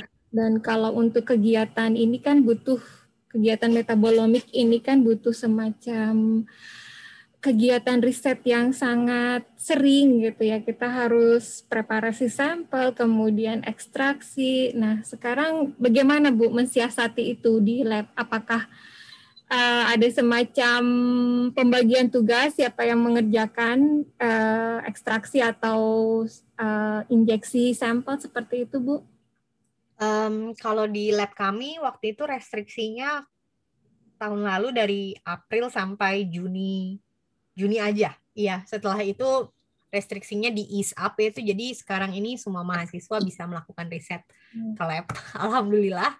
Tapi memang di lab saya prinsipnya adalah semua itu mahasiswa kerja sendiri ya, dari mulai preparasi sampel sampai siapin medium. Kita nggak punya laboran, kita nggak punya teknisi yang maksudnya ngebantuin mahasiswa, tuh nggak ada. Teknisi kita itu professionally hired untuk maintenance alat gitu, untuk melakukan analisa dari industri seperti itu. Jadi mahasiswa itu kerja dari awal sampai akhir semuanya sendiri sih, nggak ada bagi-bagi tugas gitu. Jadi mereka sampai ke data analisa sendiri. Jadi ke waktu pas ada pembatasan, kita kasih prioritas ke mahasiswa S3, terus begitu mereka bisa melakukan analisa, sementara yang lain disuruh belajar mandiri, terus studi literatur, bikin review, sama nganalisa data sendiri gitu. Nganalisa data yang sebelumnya gitu, dan nganalisa di rumah. Paling gitu sih. Masih terbatas. Tapi sekarang ini udah seperti normal sih aktivitas labnya. Kalau kesempatan untuk semacam short term training program, bisa ya Bu Sastia ya? Iya, bisa. Ya, jadi memang kita itu terbuka ya, ada banyak program yang kita sediakan gitu. Tapi itu biasanya diprioritaskan hanya untuk mahasiswa yang terdaftar di partner university-nya Osaka University. Karena biasa harus ada payungnya kan ya, payung kerjasama mengirim mahasiswa itu under that MOU gitu. Jadi kita prioritaskan yang bisa datang itu partner university, atau memang kita punya kolaborasi riset. Jadi misalnya sama profesornya sudah punya kolaborasi riset, lalu profesornya bilang saya punya mahasiswa S2 mau dikirim ke sana gitu, under that research collaboration. Atau bisa juga mahasiswa tersebut sudah mendapatkan, kayak waktu itu saya pernah dapat mahasiswa PMDSU. Ya, dari ada program beasiswa unggulan dari Dikti yang namanya PMDSU, itu untuk mahasiswa berprestasi. Dan dari situ yang bersangkutan bisa dapat fellowship gitu ya, 3 bulan untuk bisa pergi ke luar negeri, terus mahasiswa tersebut apply ke lab kami, ya itu juga bisa diterima gitu. Jadi nanti outputnya joint publication seperti itu. Tapi pada umumnya sih yang datang rata-rata mahasiswa bimbingannya, kolaborator kayak gitu biasanya. Kalau peneliti bagaimana Bu Sastia? Mungkin kan kalau bisa ya Bu ya? Bisa. Ada peneliti dari LIPI Biotek pernah datang sama rekan Bio Farma. Mungkin nggak tahu ada di sini atau enggak. Ya memang kita juga welcome gitu untuk bisa datang. Terus biasanya participate di training course-nya kita itu 1 bulan seperti itu. Sambil bawa sampelnya. Jadi nanti pulang itu juga dapat data, terus bisa training. Tapi jumlah yang bisa kita terima sangat terbatas gitu. Jadi biasanya untuk menjaga supaya kualitas trainingnya itu juga baik ya. Jadi takutnya kan udah jauh-jauh ke Jepang, terus udah gitu bayar mahal untuk tiket, untuk akomodasi, terus taunya trainingnya juga nggak happy gitu ya. Walaupun trainingnya nggak bayar, tapi kan kita merasa memiliki tanggung jawab untuk bisa take care. Jadi ya dengan kapasitas yang kita punya sekarang yang masih terbatas gitu. Kita belum bisa melakukan training jumlah besar. Oke, sangat menjanjikan. Kalau untuk peneliti kami ada skema dari Ristek. Jadi untuk di sana 3 bulan apa 6 minggu kurang lebih seperti itu. Ya itu kalau udah partnernya Osaka University dan sudah terhubung itu nggak susah sih. Yang kadang-kadang saya tuh pengen banget bantu banyak rekan-rekan dari universitas yang belum ada MOU gitu sama Osaka University, tapi risetnya sangat menarik, itu bisa mengajukan proposal riset dan kita bisa tetap terima gitu apabila memang kita nanti ada rencana mau kolaborasi gitu. Jadi mengirim mahasiswa sebagai trainee atau staffnya atau dosennya itu sendiri itu bagian dari kerangka kerjasama gitu. Oke Bu Sastia, kita rasa cukup ya untuk hari ini. Memang masih ada satu lagi pertanyaan dari Mas Aryo. Halo Mas Aryo. Sebelum ke multivariate untuk mengekstrak GC software untuk mengekstrak GC, data dari GC atau LC, memang kan kita butuh untuk sortir ya Bu ya. Itu apakah ada free software? Biasanya itu dari instrumennya. Kalau misalnya saya pakai Shimazu tuh GCMS Solution misalnya itu udah diinstal bareng gitu. Jadi biasanya pakai itu. Habis itu kan dia harus alignment ya, harus di-align gitu. Jadi bisa pakai mat align. Setelah udah sudah di kayak dekonvolusi segala macam, udah di data pre-processing, di alignment, terus setelah itu baru masuk ke multivariate data analisis setelah sudah dapat data matrix. Tapi yang software free itu tadi saya mau bilang ini namanya MS Dial ya, saya ketik ya. Ya. MS Dial. Hiroshi Sugawa ini alumni S3 dari lab kami. Dia yang bikin, terus dia bikin dari zaman dia masih S3. Jadi produk S3-nya itu software itu. Namanya dulu AI output. Terus begitu dia kembangkan si AI output itu, sekarang jadi MS Dial gitu ya, diupdate jadi lebih cakep gitu. Terus dia sekarang kerja sebagai peneliti di RIKEN. RIKEN itu seperti kayak LIPI ya. Dia kerja sebagai peneliti di RIKEN, terus dia punya website, terus dia upload semua software-software yang dia bikin free itu. Terus database-nya kita juga dia integrasikan ke dalam software tersebut. Oke, makasih Bu Sastia, sangat menarik. Makasih Bu Sastia. Mungkin dari saya cukup. Nah, saya kembalikan lagi kepada Bu Kapus. Bu Kapus, silakan Bu Kapus jika ada sesuatu, ada yang perlu di remarks atau mau menginisiasi. Ke Mbak Wardah aja udah. Terima kasih Mbak Sastia. Ya, sama-sama. Terima kasih banyak Ibu udah diundang. Kalau begitu, mungkin hari ini kita cukupkan ya Bu Sastia ya. Nanti kurang lebihnya jika ada pertanyaan yang lebih detail atau teknis atau menanyakan kesempatan bisa langsung menghubungi Bu Sastia atau via WA Group yang tadi di-share. Kalau begitu saya ucapkan terima kasih banyak Bu Sastia atas ilmunya, pengalamannya, sharingnya, dan selaku MC. Ya, terima kasih Mbak Wahyuni. Dan kami sampaikan juga terima kasih kepada Ibu Dr. Sastia Prama Putri untuk materinya yang sangat menarik dan bermanfaat bagi kita semua. Bapak Ibu, sebelum kita akhiri, kita foto bersama dahulu. Kami mohon kepada Mbak Wahyuni dan Bapak Ibu sekalian yang sudah mengikuti acara ini dari awal sampai selesai. Dan kami mohon maaf atas kekurangan selama acara berlangsung. Sampai jumpa lagi pada knowledge sharing seminar berikutnya dengan tema yang berbeda. Akhir kata, wabillahi taufiq wal hidayah. Wassalamualaikum warahmatullahi wabarakatuh. Waalaikumsalam warahmatullahi wabarakatuh. Terima kasih banyak semuanya untuk apresiasinya. Semua.